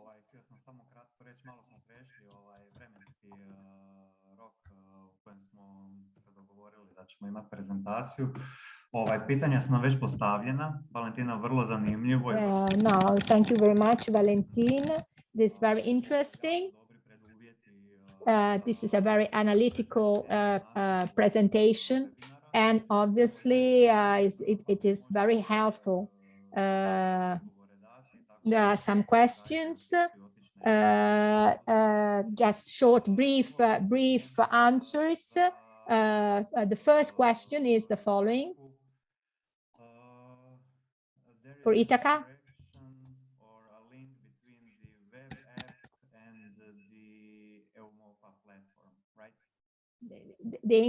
What is the interaction between the various platforms?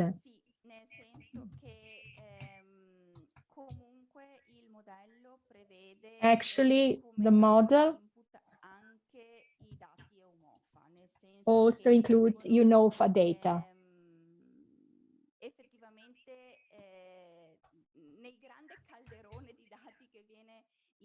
inserito all'interno del modello per il suo funzionamento, sono inseriti anche i dati EUMOFA. So EUMOFA data are inserted. Historical series are built on EUMOFA data. In the future development and updating of the model, we have already requested the EUMOFA data to be included in order to have that data, or at least a comparison between the data inserted by the operator and the EUMOFA data. The actions in order to involve and motivate fishermen. I'm reading the questions. Yes. In order to favor the use of this web app, our big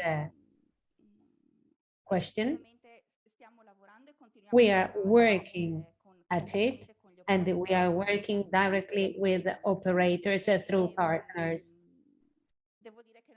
I must say that sometimes it's not easy, because there are sometimes let's say that sometimes people are reluctant concerning the transmission of data.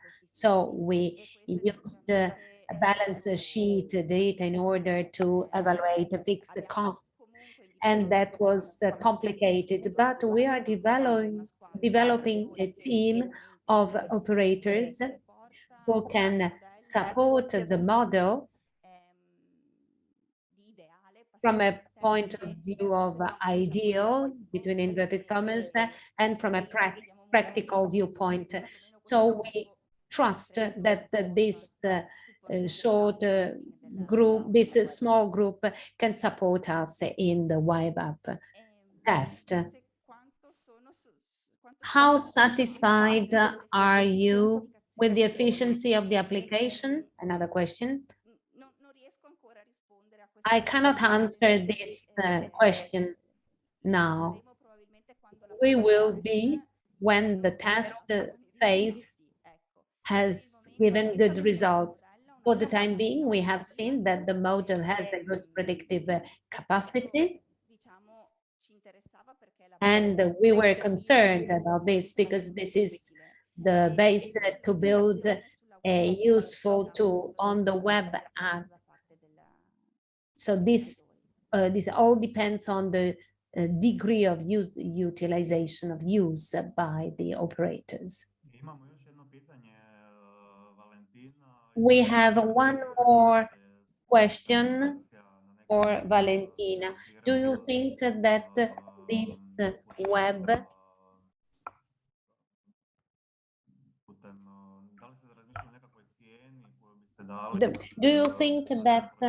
do you think that there will be a price for producers in order to have access to this app? What is the cost for the group of producers, or do you think that the app will be free? At the design level, our idea is to create a group, a cluster of operators who, participating in this cluster, are entitled to use the app and the model. Clearly, if the model works and the use is developed, so there will be a competitive advantage for producers adhering to participating in this cluster. We can have this competitive advantage when you belong to a cluster and to share the management of resources. The model has been designed also to ensure that enterprises using the model can interact and adopt a series of measures in long term in order to share the management and fishery strategies. And so there should be a positive impact over time.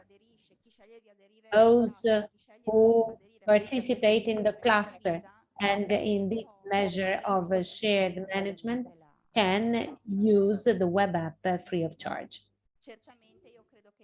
I think that enterprises in long term will not be available to give a competitive advantage without participating in strategies and measures of shared management.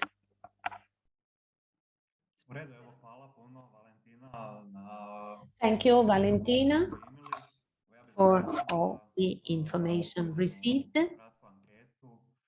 I would like to ask to launch the poll. So everything is clear. The comments, observations are good. So we have this poll.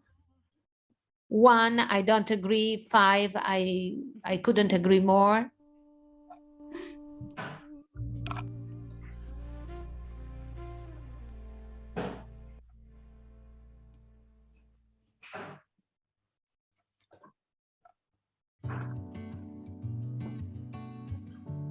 Ja se nadam da vam pitanja nisu previše teška, ali evo volimo... I hope that questions are not too difficult, but we must know that you are active. We are all a bit tired. So if we have done our poll, we can have a coffee break and then we will resume at 12. So let's have a coffee, let's eat something, and then we will resume at 12.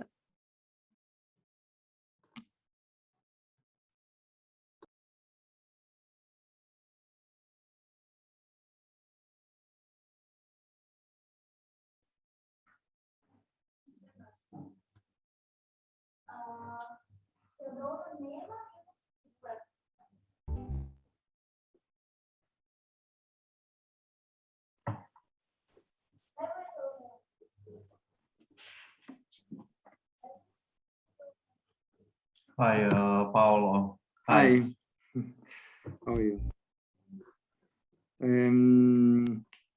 I would like to do. I can't hear you.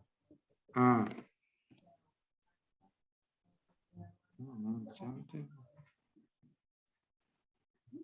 Attivo.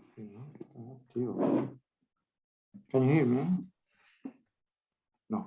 I still cannot hear you. Ah. Hello? Can you hear me? No.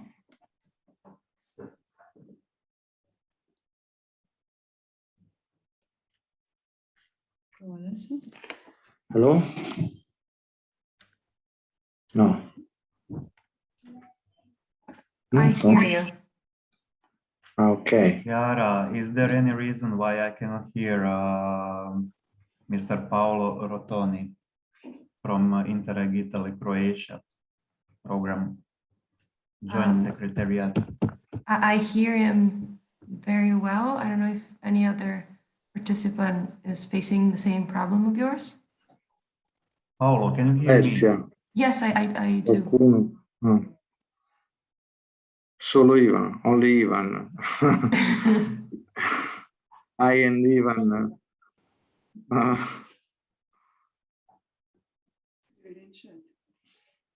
Okay.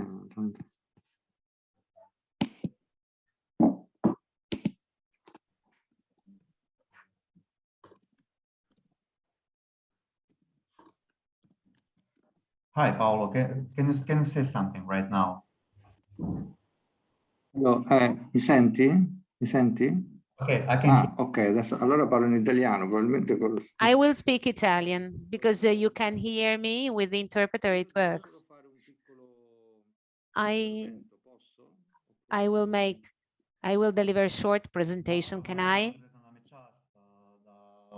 Evo, kao krovni pokrovitelj našeg projekta Prizefish, evo imamo priliku čuti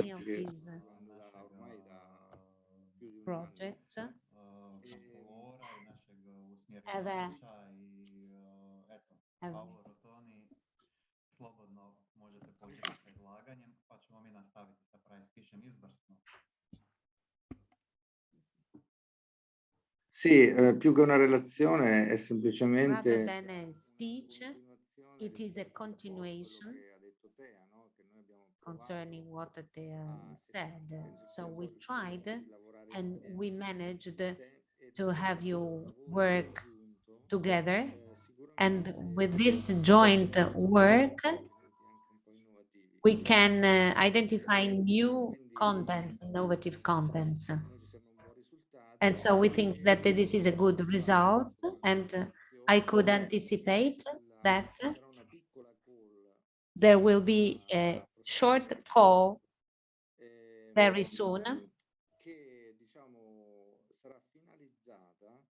and it will aim at creating a cluster between projects.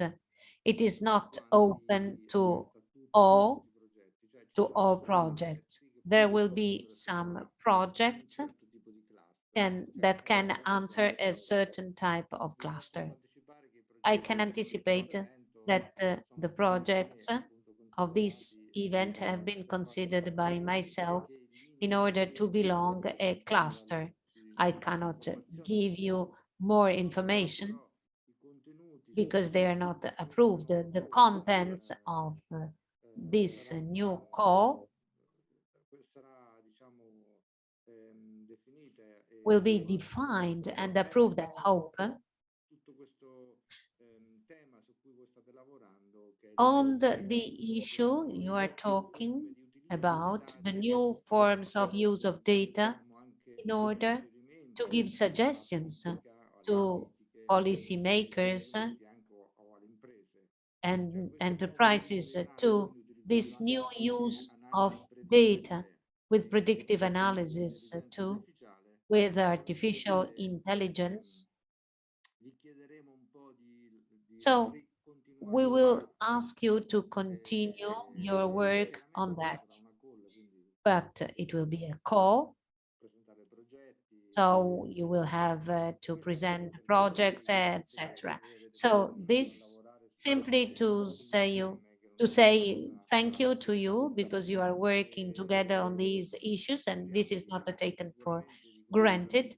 So first of all, we hope we will close the project in the best possible manner, and then we hope we will continue to work in the next future in order to move to more innovative themes too. And that's it, and thank you. Thank you. I'll speak to you very soon, probably tomorrow already with some of you. Thank you.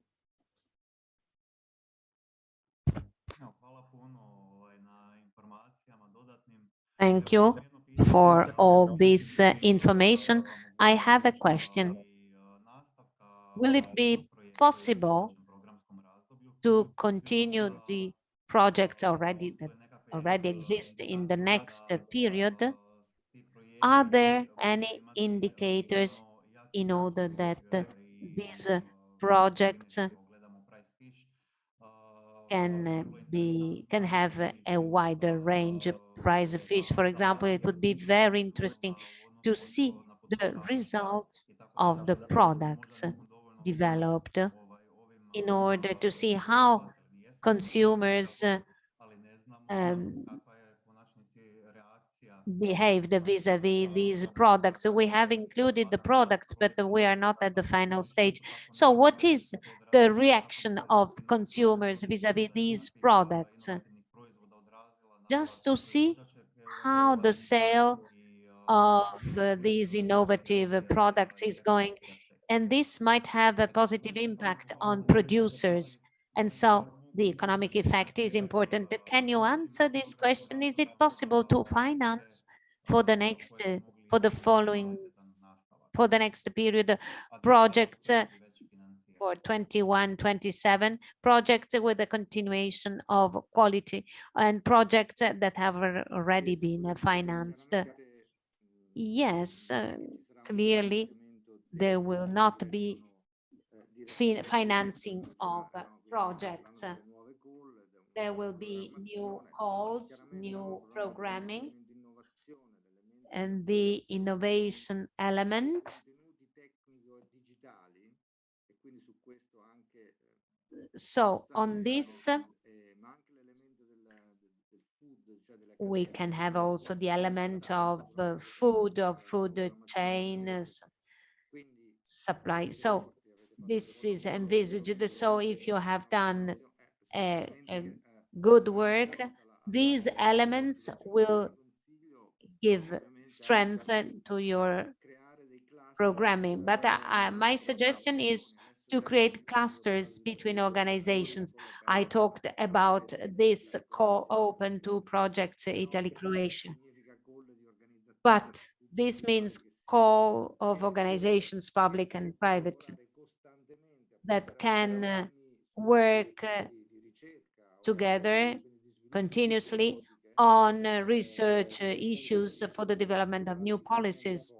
And this will give strength in order to develop a quality project that will be positively evaluated. But you have to keep working in a wider manner with, as you are already doing, with this number of people, for example, of this event.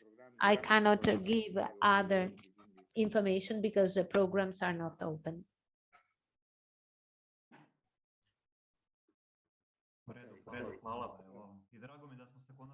Okay, thank you. Thank you. I am happy that I met you because we exchanged by mail. So I'm really pleased to meet you, even if through the internet. Thank you all.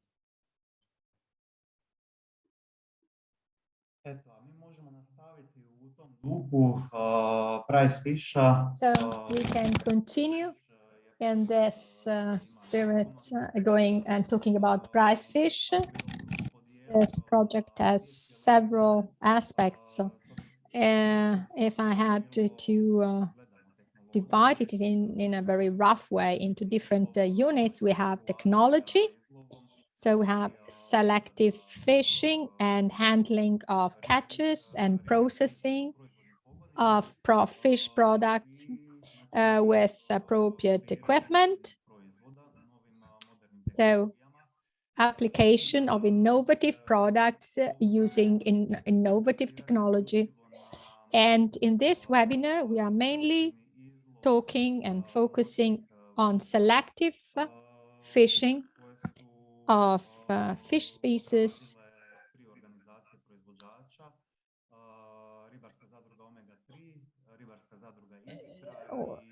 and we have been working with the cooperative Omega-3 and processors and producers of bivalves in Italy.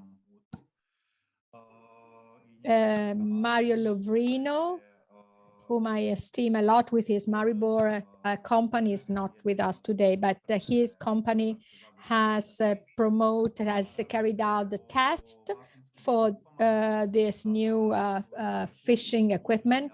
They are vacuum pumps, so their fleet has surrounded this anchovy and sardine stock, and they have harvested the fish with nets in thermally isolated fish. However, this fish was highly damaged, could not be used for sale on the market. So together with Mario Lovrinov and his company, we have been able through our collaboration and based on his proposal, we have found a pilot solution in which pumps were used, pumps that are normally used in aquaculture when moving fish stock, smaller fish stocks, tiny fish from one pool to another. They normally use these pumps. And we have had very good results with the use of these vacuum pumps, because once the sardines and anchovies are surrounded, the shoals are surrounded by the fleet, the pumps suck up the fish into a central tank, and water is taken out from it, and live fish enters directly into the heat isolated chambers where there is a cold shower, where the fish undergoes some sort of shock, and this, so the fish is not stressed, physically stressed anymore, and fish does not release any undesirable negative chemical substances in the body, in the meat, and this increases fish quality, catch quality, and fish is not damaged as well. We know that blue fish is a very delicate type of fish. So from an economic point of view, we have first of all caught fish in a very targeted way. There is less waste, less discards for other type of processing. And our final objective is to place the catches with end users, with final consumers. And this is very important from an ecological point of view. From an economic point of view, we can get better prices because we have less damaged fish. So they are ranked at top class fish. So they get to the processing stage under better conditions. Fishermen, at the same time, they go out at sea less. So this is another important point. A good management of a fishing tool actually provides fishermen with more secure conditions, or also safer conditions. They don't have to go out at sea under bad weather conditions, for example. Mr. Mario Lovrino, you will hear in this video, he speaks English, but it's in English with subtitles in Italian.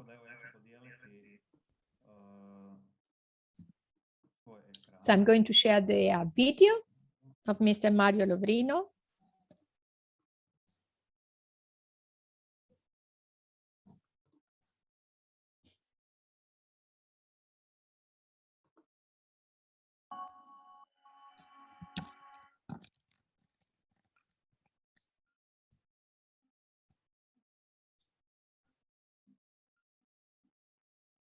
In Adriatic in general and also in Mediterranean, we are not using the pumps for harvesting fish on the board.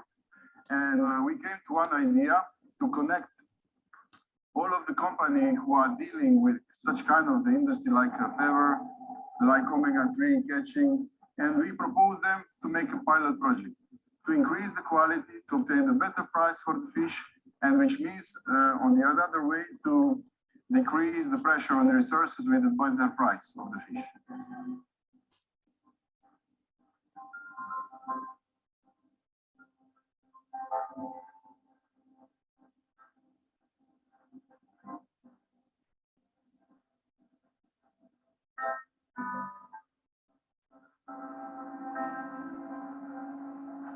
With traditional system of the catch, we work with the drifting nets. We put 300 to 400 kilos of fish in one net. We squeeze that fish, especially with the rough weather, and we study possibility how to apply the aquaculture system in the boat, which was never done. We have a technology in aquaculture Now the simple model is how to transfer this aquaculture technology to the fishing boat. So we asked the company Interreg to follow us in the pilot project. They agree, and then we came with the possibility to implement existing technology as an innovative solution to the fishing boats. We produce fish pond, vending machines, fish counters, drum filters for aquaculture industry. FEB is always looking from the start for new projects and new opportunity, new market. We are a small company and we need to take all opportunity for create new business. Now, it's very simple system. We suck the fish direct from the sea to the fish pond with a propeller, plastic propeller, and the fish go out alive into the bin. So it's very important and crucial point if you compare with the whole system with the net. Immediately as we start, we found, let's say, very good results in sense of the quality, increasing quality of the fish, in sense of the security for the workers, in sense of the velocity of the process, and in general, fish welfare. After this big success with our fish pond, with our European project Prizefish, we are thinking to go deeper on the fishing sector. This is the first time we are being part of this kind of project, but we are very happy, and I hope we will come back with a new project again.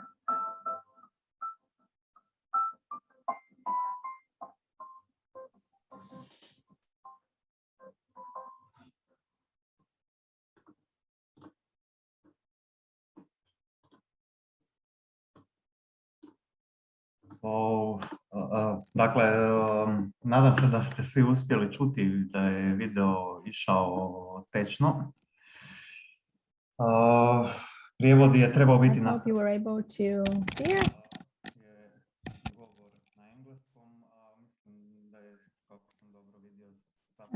Actually, it was both in English with the subtitles in Italian. So I would continue with the Istra Fishing Cooperative. It's a producer organization that has innovated its fishing tools and equipment. They did not use these tools until now.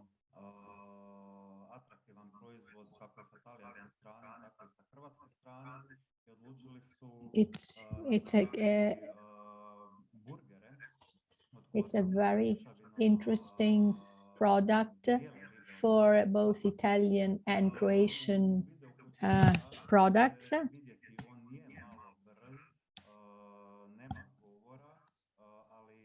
Until recently, they were used. There were some other fish species was used for feeding these this fish, but there will be a video. So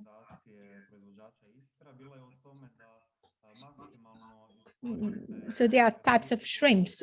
Actually, in Istra, they wanted to exploit shrimp fishing as much as possible. And with this fishing or harvesting tool, and 80% of the catch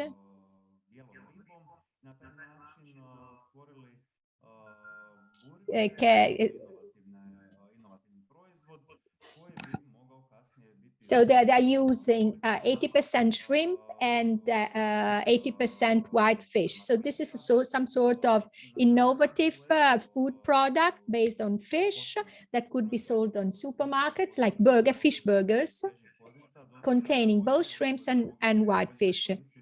In addition to frozen shrimps, also fresh shrimps could better be exploited on the market. And also the entire, the fishing could be also more targeted. The harvesting could be more targeted with a positive impact on shrimp stock. And also this would also affect the socioeconomic aspects. So because the burger would be the burger that could be obtained with this pulp would be obtained, would be sold on the market with a very good price. I'm sorry, there are no subtitles here, it's only in English, but I hope that you will understand how these machines work. So the equipment uses shrimp meat and better exploits it, keeping all nutrients, not only the pulp, but also all the pulp that is normally close to the shell. So I think that the video is interesting. I hope there won't be any technical problems. So please enjoy the video. Pilotare nuove tecnologie adattive per migliorare la qualità della pesca anche dal punto di vista socio-economico. Il ruolo del progetto Prizefish è quello di trovare dei segmenti di lavorazione che possono aumentare la qualità appunto del pescato e la valorizzazione del pescato, enfatizzando, sottolineando l'importanza di prodotti nuovi, aumentandone il valore e allo stesso tempo avere un effetto positivo sull'ambiente. I gamberi sono un prodotto molto importante del mare, c'è una distribuzione globale nella pesca e nella commercializzazione. La commercializzazione è legata principalmente alle code intere o tagliate. Però per aumentare la presenza sul mercato, la segmentazione di una nuova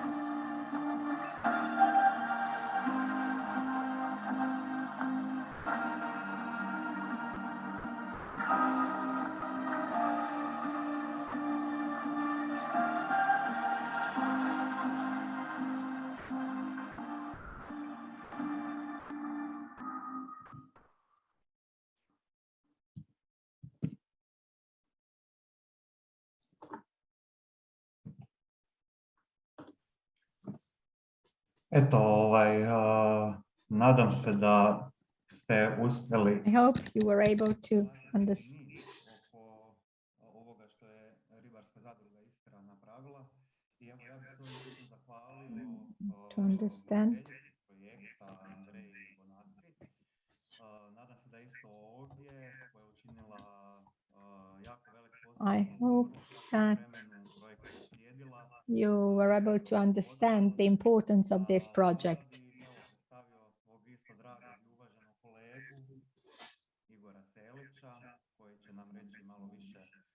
Now I would like to give the floor to another colleague, Igor Chalik. He's going to tell us something about the test that he has conducted on technology. Oceanography and geophysics in Italy. And I will speak on behalf of Vivalvia and Mauro Vio, who, of course, gives you his greetings. And as you may know, Vivalvia is the only organization in the Adriatic Sea that is certified as a Marine Stewardship Council.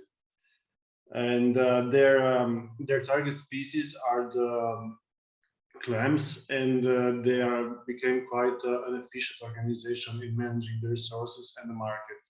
But of course, getting the MSC certification is not the goal, because they also need to maintain this certificate.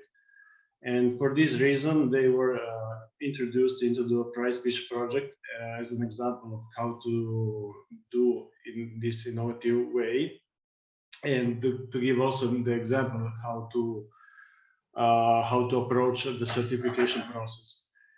And but they, as I said, they need to maintain it. So one of the objectives is to improve the management of the resources, and so they approach these challenges in two ways.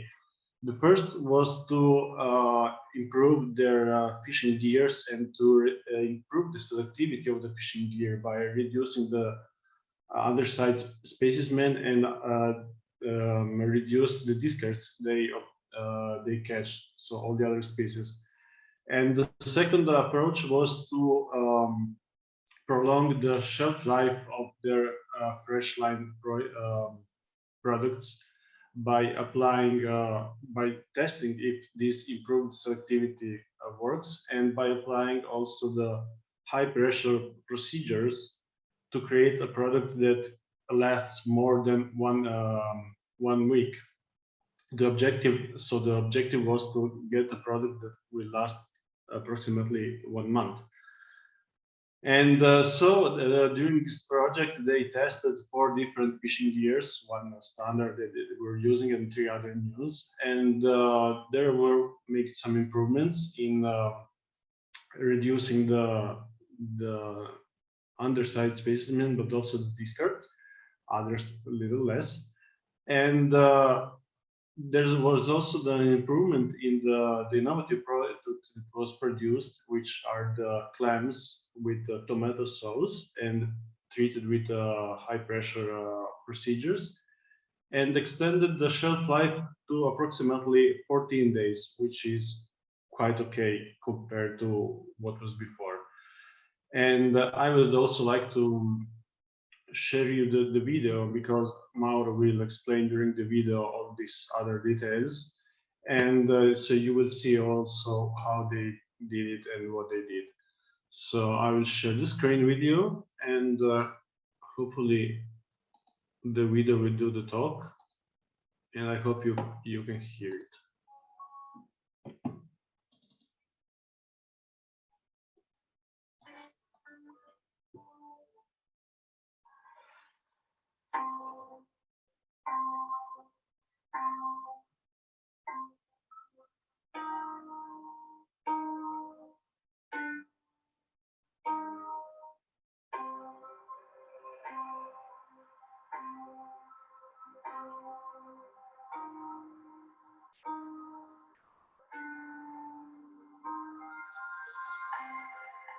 Vivalvia Veneto è stata coinvolta come partner all'interno del progetto Prizefish in quanto organizzatrice. We have been involved in the prize fishing project.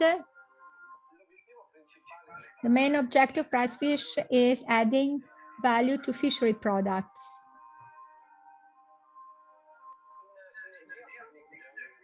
Working in synergy with the management consortium, we will be able to compare the gear that is currently being used with 3 new types of gears, of fishing gears.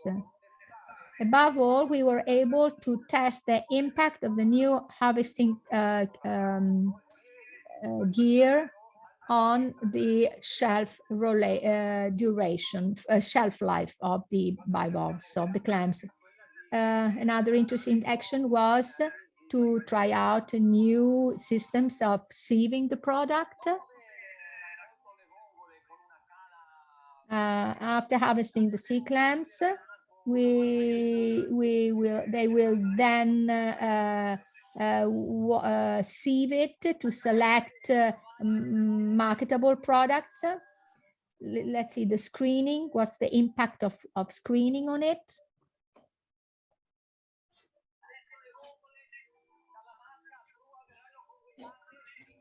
Now the clams will be carried to this other piece of equipment, and they will be selected manually by size.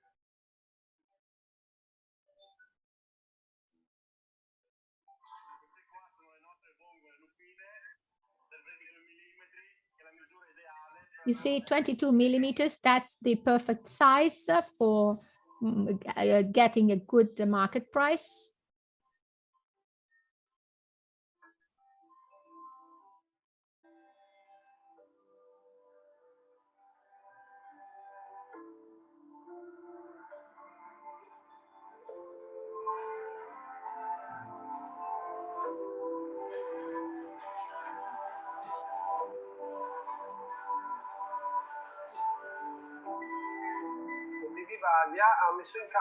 Our company has implemented this pilot project, which aims to extend shelf life of clams.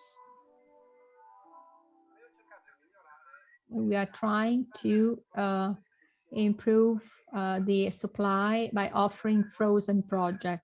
The goal of this pilot action was to extend the shelf life up to 28-30 days.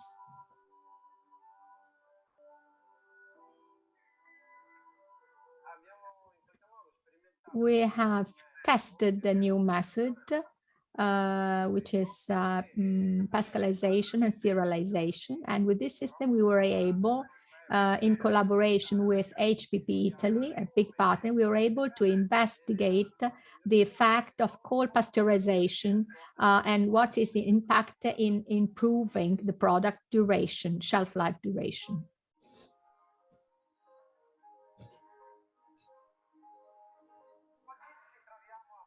Today, we are in Parma at HPP Italy's premises to test a new method of clam preservation.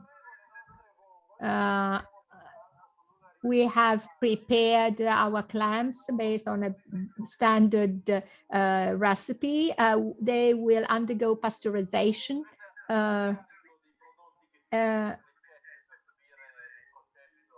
We see that the trays of packed product, they are put, all the various trays, they are put inside the hyperbaric chamber.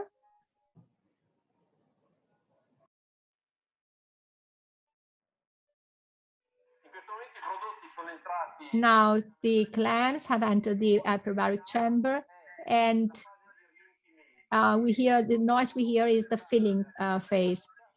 The rest of the volume is filled with cold water, about 4 or 5 degrees centigrade temperature.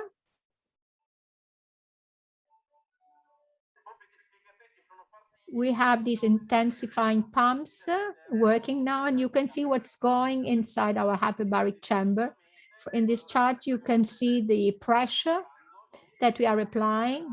And here we have the countdown telling us that, what is the pressurization cycle we have reached and what point, what step. Actually, it's a cold treatment, which really minimally changes, if at all the organoleptic and nutritional features and characteristics of the product.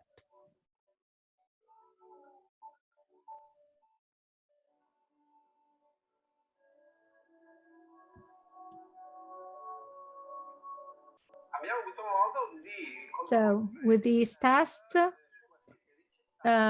we used various trays with with clams in a source or just mere clams. We have immediately realized that pasteurization cuts by 100 times bacterial contact in the food. In particular, we have seen that product shelf life has increased up to 15-60 days. Unfortunately, we were not able to reach 28-30 days, which was our target, actually, our objective. HPP method application has for sure very good, significant results on bacterial charge, but also to extend the product shelf life. There were some problems with the shells, however. The limestone shell, when subjected to high pressure, has caved in. So there were some broken shelves. So this didn't give us 100% certainty that we can provide a perfect product, because some of the clam shells were broken.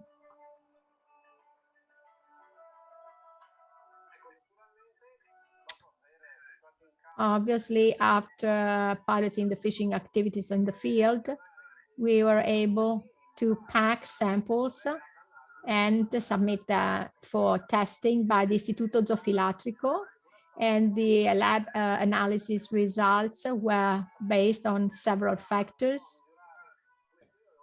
So they were actually measuring various parameters in terms of shelf life impact, bacterial load, smell, and also as far as taste is concerned.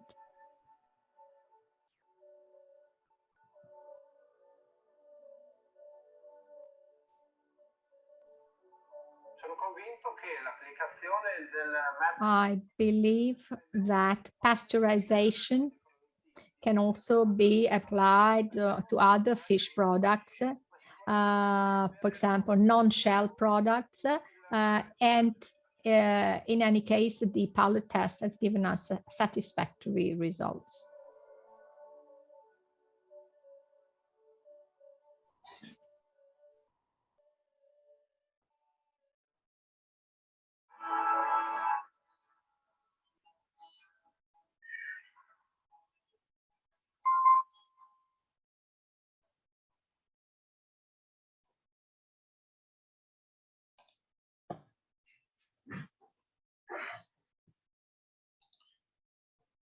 So I hope you managed to see the video and you to hear it and to get the idea of what was done and the progress the Bevalda did during this project and the new products that were created. Yes, we have seen it perfectly. The audio was good, so thank you very much, Igor, for sharing this with us. Thank you. I sada vidim da imamo nekakva pitanja sa strane. Na dva ću odgovoriti ja, a na jedno ćeš odgovoriti ti, Igore. Počet ćemo s mojim pitanjima. If there are any questions, first of all, I will answer questions addressed to me.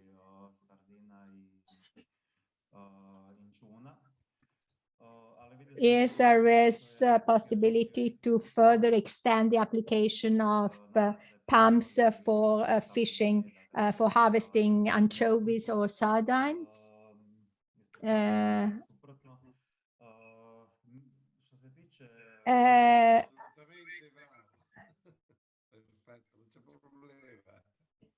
Very good, thank you. Now, regarding undersized fishing for both anchovies and sardines, when we surround the fish stock,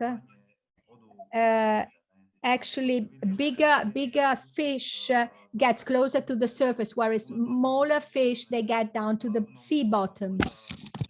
You see that the suction tube is not deep down, only 40-50 centimeters under the water surface to just suck bigger fish. Also, the second question, which is connected to this, concerning the scope for improvement in the use of this technology. Actually, we can certainly upgrade all this. Have you heard? For example, if we have undersized fish into the central unit, it will be immediately selected out and it will be thrown out, still alive, fully alive, back into the sea. So here I think there is a lot of scope for improvement here in the use of this fishing gear, and I'm sure that we can also apply it in other projects. We will still try to fund this project with European funds or national funds, or otherwise we as an organization can work with it. Our objective is, of course, to avoid fishing undersized fish, or in any case to get it back to the sea still alive. As to the Eastern Fishing Cooperative, concerning the shrimp hamburger, what would be the benefits for producers in producing this type of product? Obviously, consumers prefer fresh products, but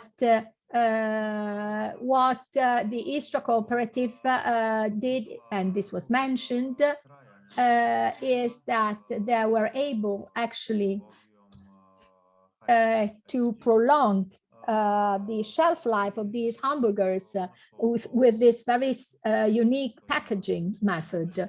And this was an important economic contribution, because if we think about the supply chain of a project like this, if it has a longer shelf life, everything is easier. It can also reach out to much farther away markets. Istria is very close to very big markets like Italy, but if we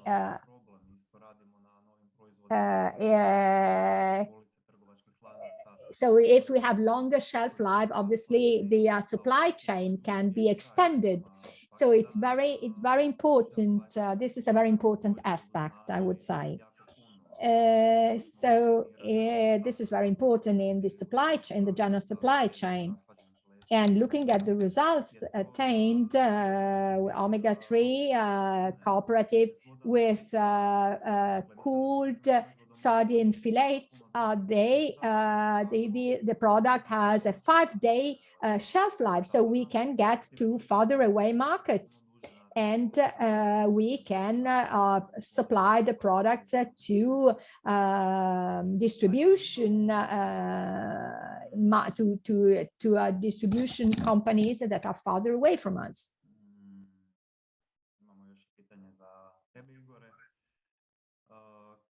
There is another question for you, Igor.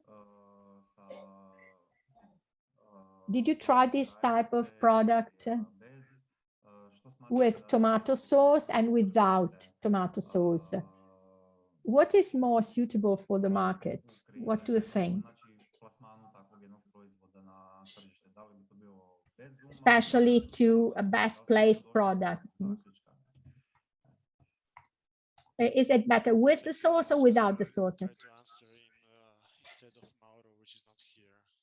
Devo rispondere per conto di Mauro che the preferred product is the one with the tomato sauce.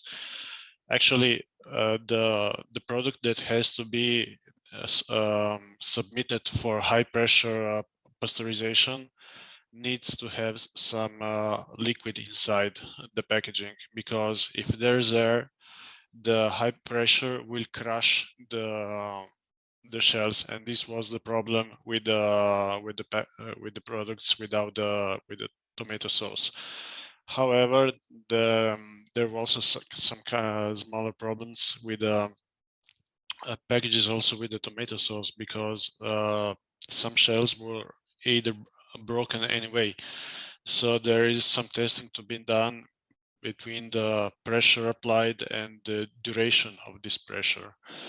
And for sure, the tomato sauce, it's better because it's slightly more acidic, so it will keep the bacteria under control for a little longer, instead of having a neutral environment like water or something like that. So it has either to be a little bit more salty or a little bit more acidic.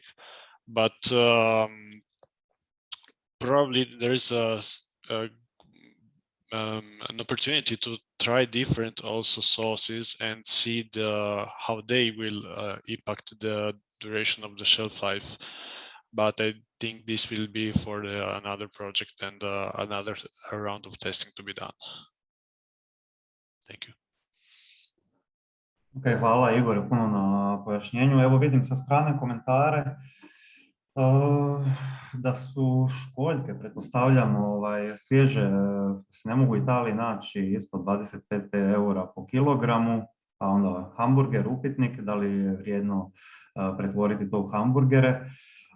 Ne znam koliko to mogu usporediti sa kozicama, ali ono što vam mogu reći iz iskustva organizacije proizvođača Istra, vidjeli smo da takvi hamburgeri mogu postići poprilično dobru cijenu.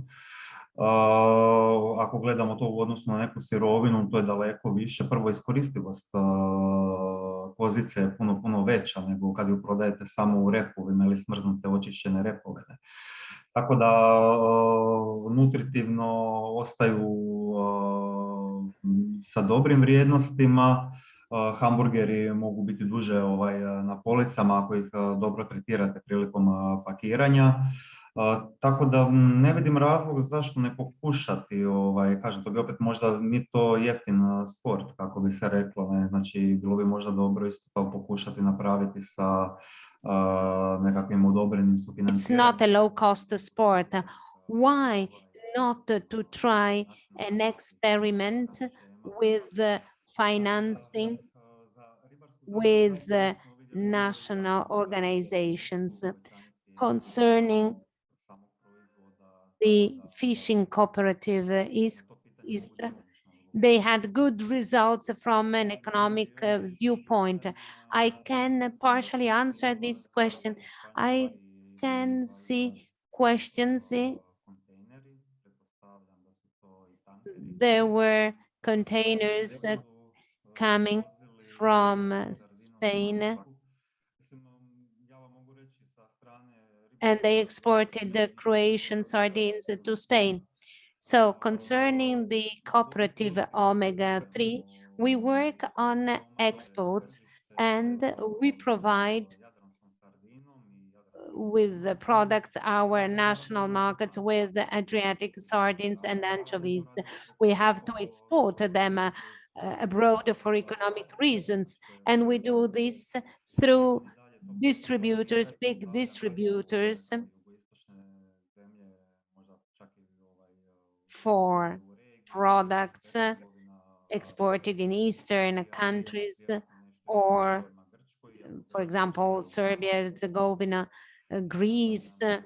We know that Greece is rich in sardines, but a part can be transformed, processed. So how to solve this commercial aspect? Our objective is to insist on the geolocalization of the cod, because we have to know whether These are Adriatic shrimps, clams, anchovies, sardines. So in this manner, we would solve the problem on the confusion of consumers of neighboring countries. They can understand that the product is caught exclusively in the Adriatic Sea. And also within the Prizefish project, we did the whole certification process and traceability of the supply chain.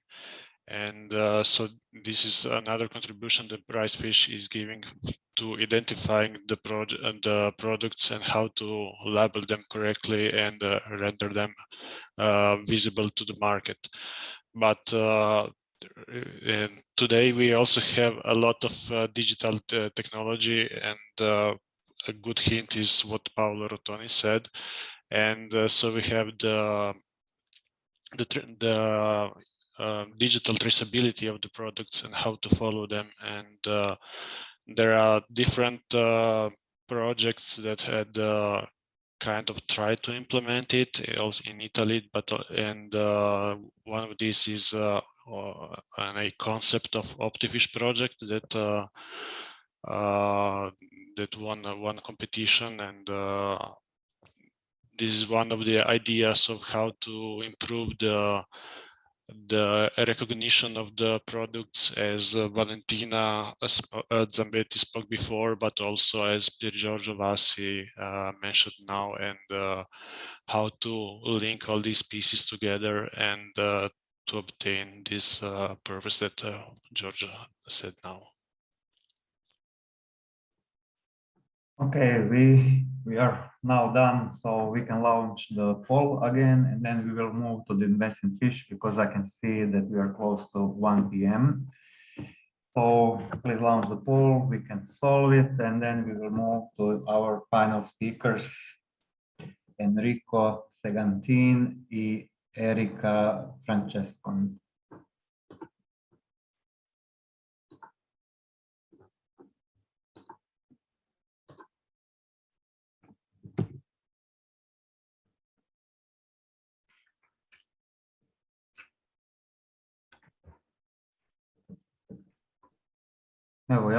Grazie Ivan del passaggio di parola. Thank you, Ivan. If you want, while waiting for the poll to be ended, I can tell you about the project Invest in Fish. A project started in 2019 and it will end at the end of 2021. The goal of the project Invest in Fish is to improve the context of innovation initiatives devoted to the enterprises of the blue economy sector within the cooperation areas. This project is for small to medium-sized enterprises of the project areas, and the objective is to transfer technologies and innovation, especially in the digital sector, to enterprises working in the fisheries sector. The lead partner is TDUIT, Technology Transfer and Innovation, an agent Della Regione Veneto, il maggior of Regione Veneto. And it is important to mention, you can see here some other important partners, Sviluppo Marche for Region Marche, and Dare Puglia for Region Puglia, Confindustria, Confindustria, sorry, for Veneto, and INA for Istria region, and Agra. And in operational terms, the project has focused on three main actions. The first action, an in-depth analysis of the digitalization situation of the enterprises working in the fisheries sector. And then second initiatives and promotion of investment programs in order to purchase information systems to be implemented within the enterprises involved in by the project. And the issues concerned were digital, technological, and marketing needs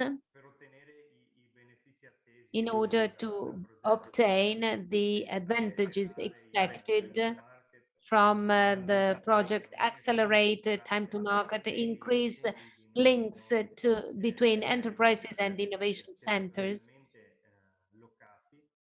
at the territorial level, increase research and development expenditure and sensitivity to these issues for blue economy enterprises and new services, new technologies, new processes,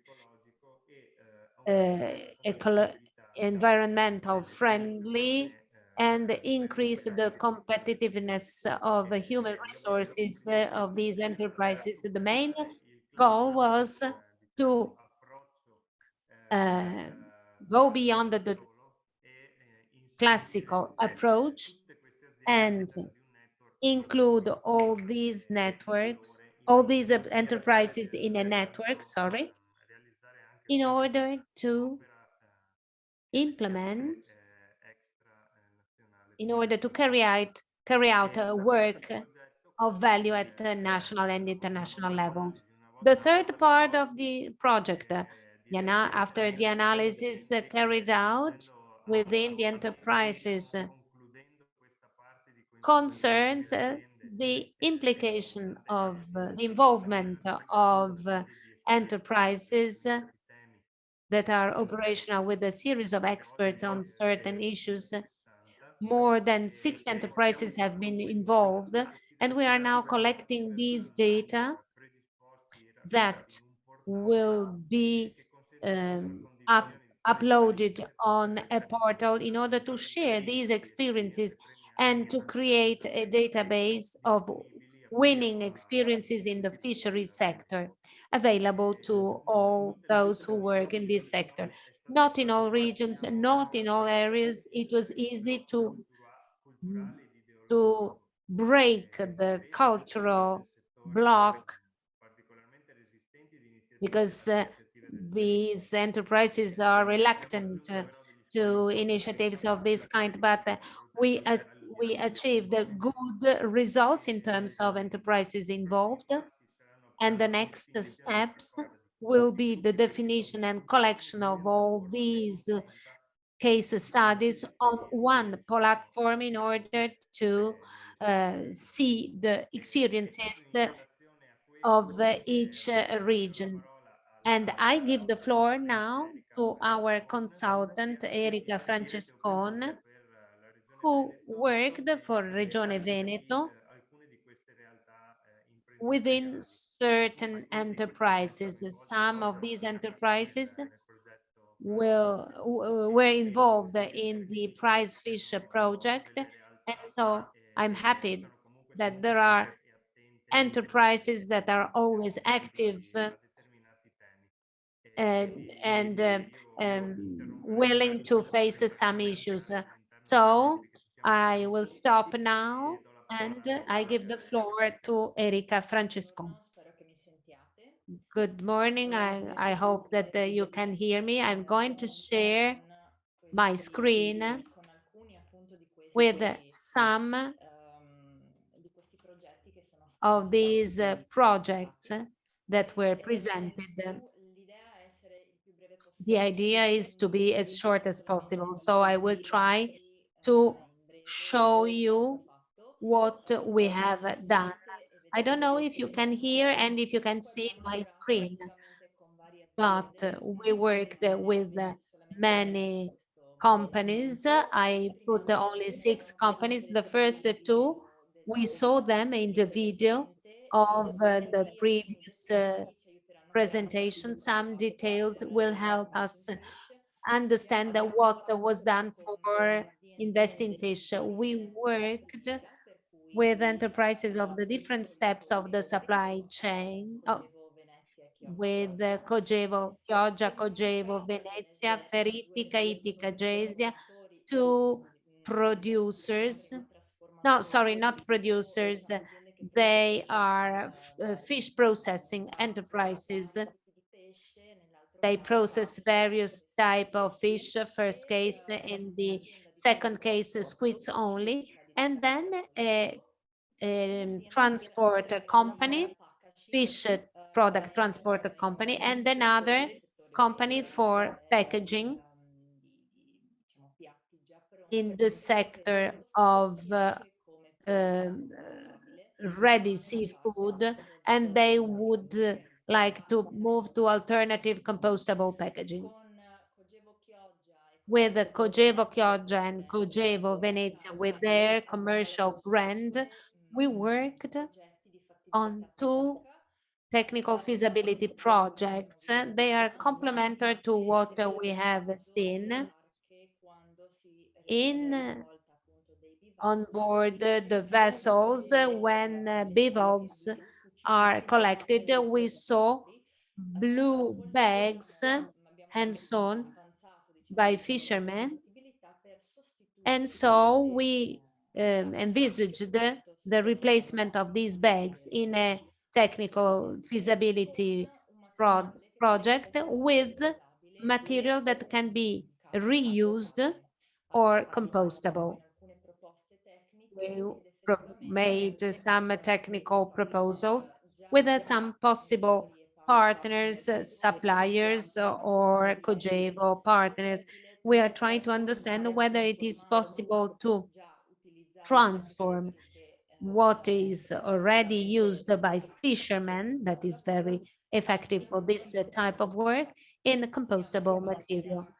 So we understood the criticalities that exist, especially concerning the resistance, the material resistance, the cost, and the shape, in order to have them reused, because we are talking about 300,000 nets per year. So this switch would be very innovative in order not to throw this plastic away. With the commercialization part, the product we have seen in the last video concerns this idea and our proposals of technical feasibility. We would like to replace the plastic packaging and the film. It is plastic film, and so we tried to identify market solutions or solutions that are being developed with the geolocalization and mapping of suppliers, and we identified 4 possible options with some criticalities or with some technical feasibility tests to be carried out by suppliers. Within the packaging sector, there are some difficulties, especially concerning the processes that are used.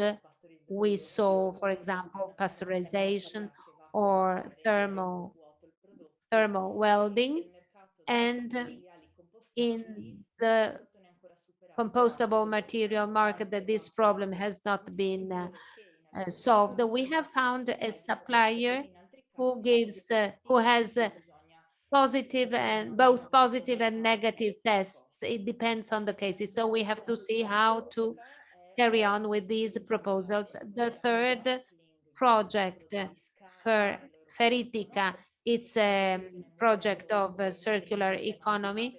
The production is huge. So we have squid bones, squid ink during the year. So we made some proposals with the geolocalization, with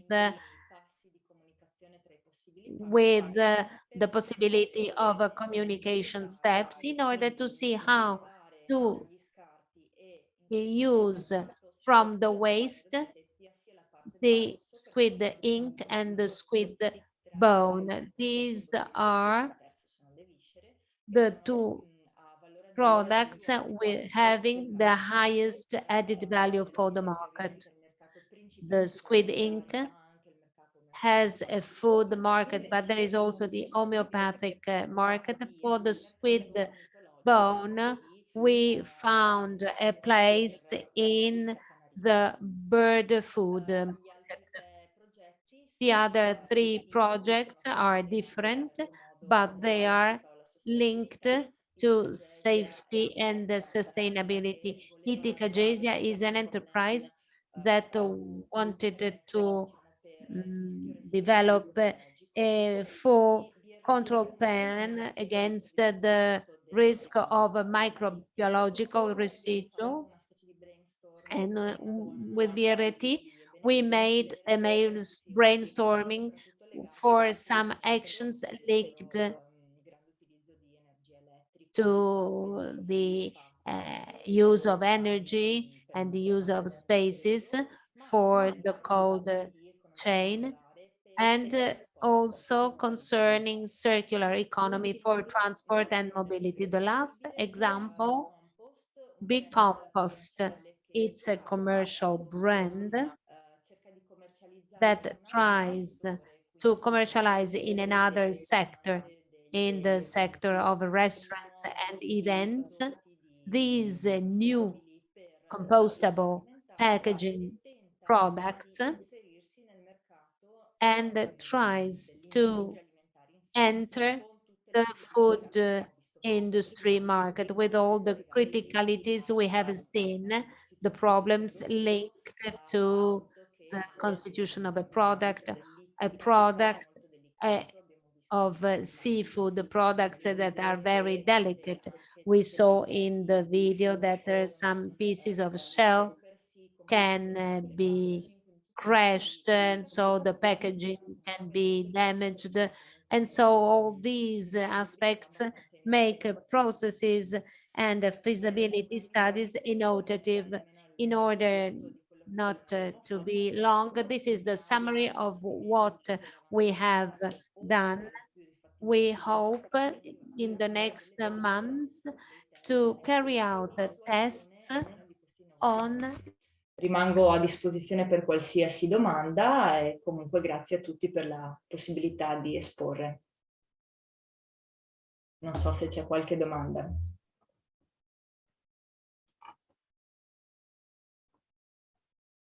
Evo, hvala vam puno Enrico i Erika na laganju. Ja sad isto malo bolje razumijem. Thank you, Erika, for this presentation. Now I have better understood what all this is about. Thank you for your speech, for your presentation. Everything is clearer now. Pitanje bi bilo, imate li ideju na koje biste sve druge načine koristili?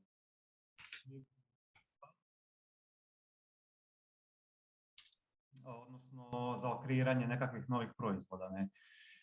Znači, evo recimo meni osobno pada na pamet, znači da bi se riblji proizvodi mogli, odnosno otpad od ribljeg proizvoda mogao koristiti za izradu kecića za kućne ljubimce. Znači, da li možda i vi razmišljate u istom smjeru ili samo da nam date neko svoje mišljenje?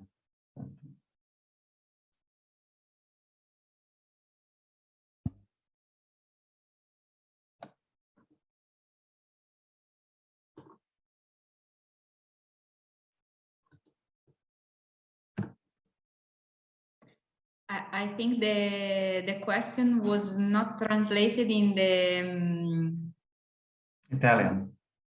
Well, it was in Italian, but in the Croatian, I think there was a swap of languages. Can you please pose it again? No, can I speak on Italian? No, I can't. But No, not in Italian.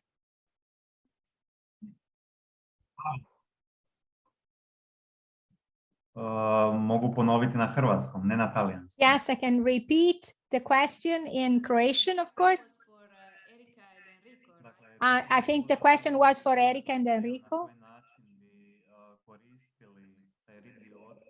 If they have some ideas of using these cards in the creation of new products. For example,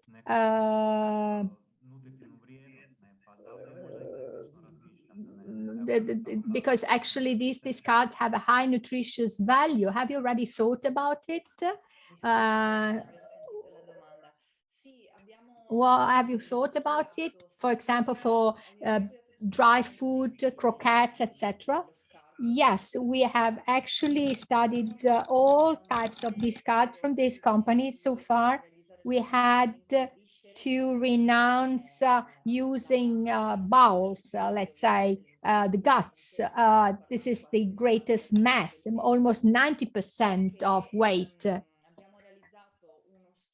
Because these bowels, the guts, following a study we have carried out, the yield after processing fish discards from fish bowls, the remains is very, very small.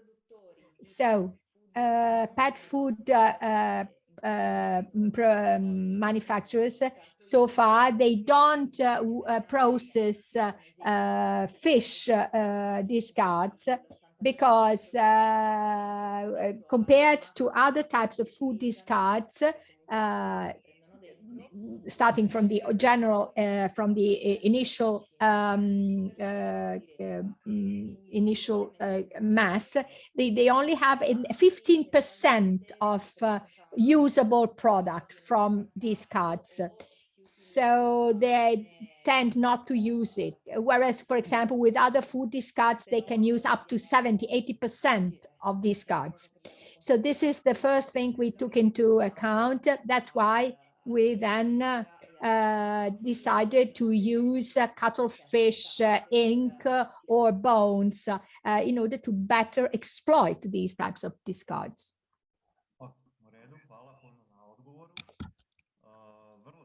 Okay, this is a very exhaustive reply. Thank you. Thank you. Your reply is very interesting. Second question.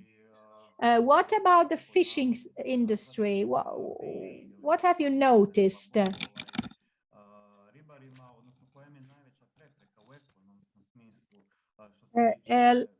What is the advantage for fishermen in using discards, or what is the main obstacle for this type of management? For example, do they incur higher expenses, also from a financial point of view?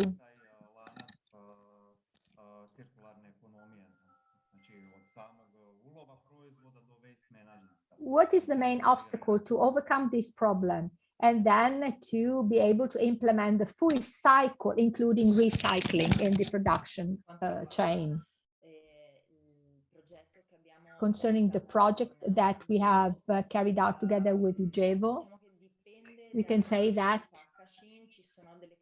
it depends on the packaging. Depending, for example, for nets, the problems are to have the same cost as the current ones, because as I said before, we are talking about a very high number of nets used. I said before, 300,000 nets per year.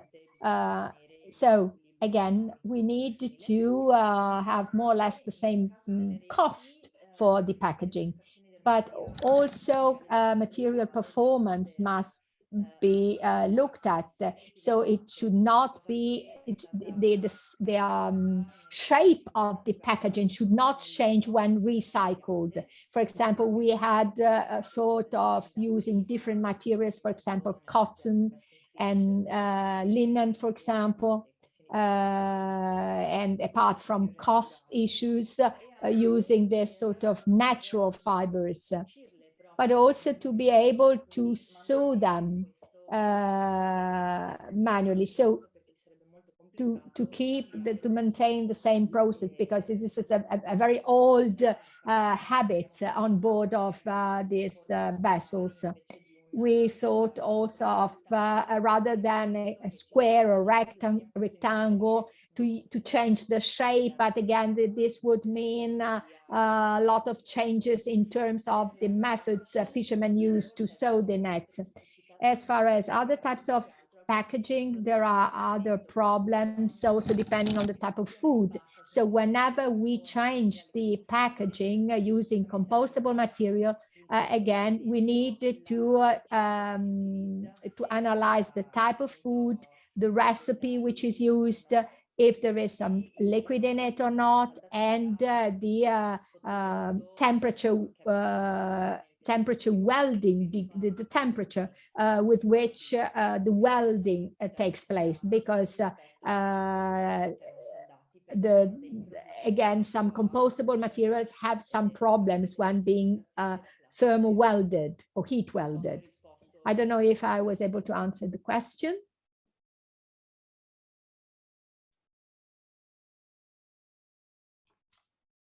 Nisam ja postavio pitanje, ali ja sam razumio odgovor. Nadam se da su ostali razumjeli. Actually, I asked that question was asked by me, but I perfectly understood. Thank you very much, Erika.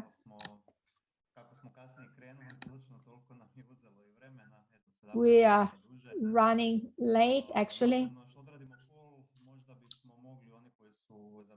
We started with this last project, Invest a bit late from our timetable, but we still have the last poll to be run.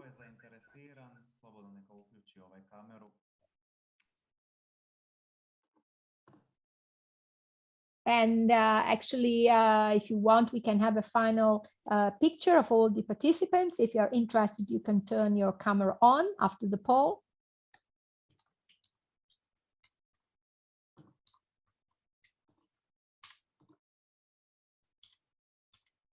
So who is going to take the screenshot picture? So because I cannot see, I still cannot see everyone. I cannot. And don't worry, even as soon as we are done with the poll, which appears in front of the screen, we will start taking screenshots. It will take a little bit more since we're a lot of people, and this is good.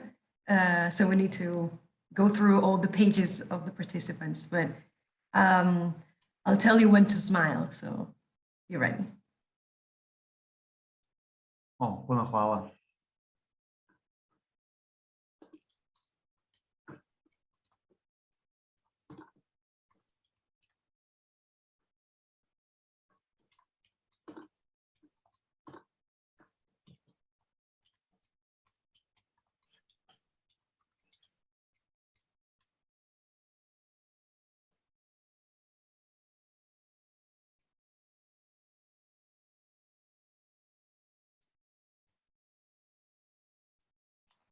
Okay, so smile, your best smile, and we're taking screenshots.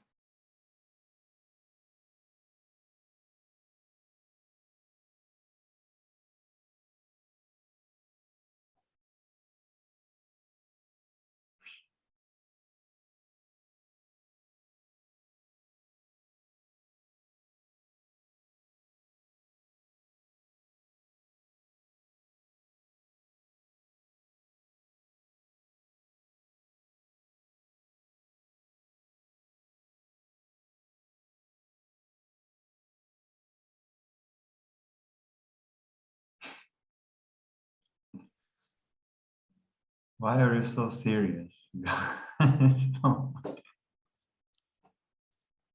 Everyone is serious and silent, but I think the screenshot was taken already. So sure. Cheese. Formaggio, cheese. Ali ovako i onako, ako će biti fotografato? sudionici na screenshotu, bit ćemo toliko mali da se nećemo ništa vidjeti. Tako da ne brinite se, slobodno uključite kamere. Okay. Thank you. Turn on your cameras, don't be shy.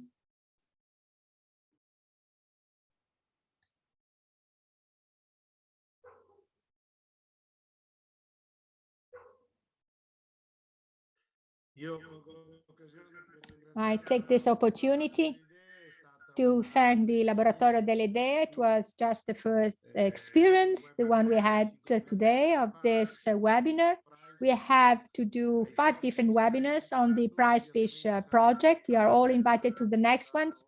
Also, the topics we are going to discuss in the next few webinars will be quite interesting, because we will get in deeper into the ideas and the implementation of these ideas, the way we have implemented the projects. We will have other webinars in beginning of October, then later on in October, November. So we'll meet again on these screens. Actually, the final event, as far as project capitalization is concerned, will take place in Silogy, an exhibition that takes place in Ferrara. It concerns the entire marine industry, fishing, shipping, transport. Waiting to see you there. We will have a booth there, and we do hope we'll be able to organize everything in person. It will be on the 18th and 19th of November. So let's hope that we won't be in lockdown again. So you'll all be able to join us in Ferrara, in Italy. We are going to also to organize some sightseeing of the city, which is a wonderful city, and a city that has also been an important part in the history of the Adriatic Sea.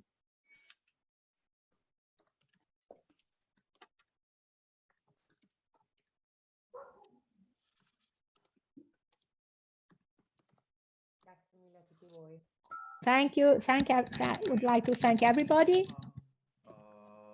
I would like to thank all the participants, and I hope it was not too tiring. We hope that the rest of your day will be a very pleasant one. Wish you all the best for the rest of the day and for the rest of the week.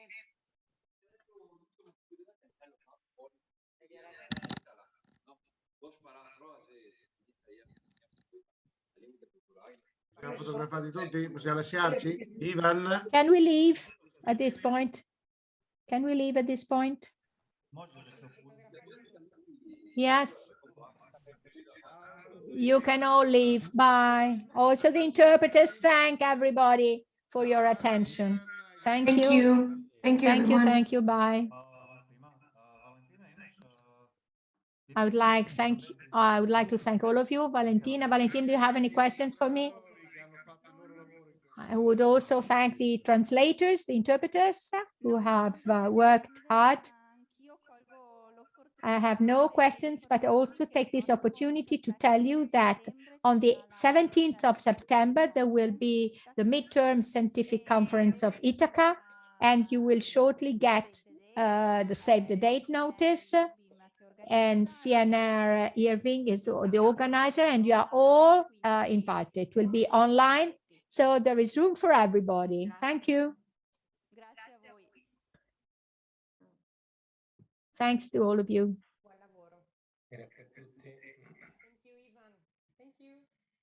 Thank you, Ivan.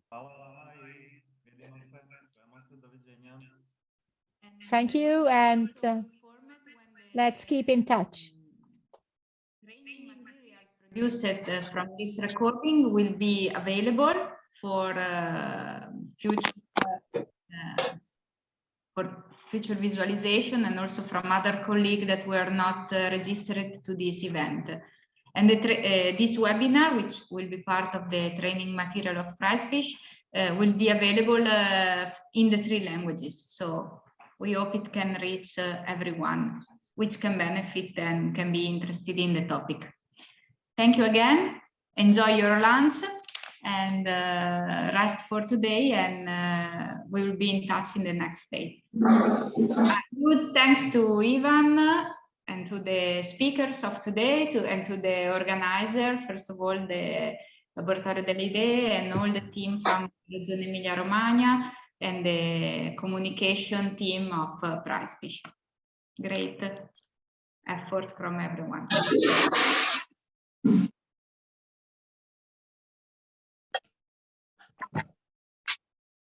Eto, hvala.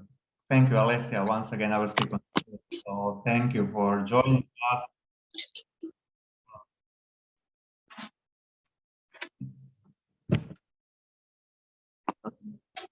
Bye to all. Bye-bye. Bye. Goodbye. Thank you to all.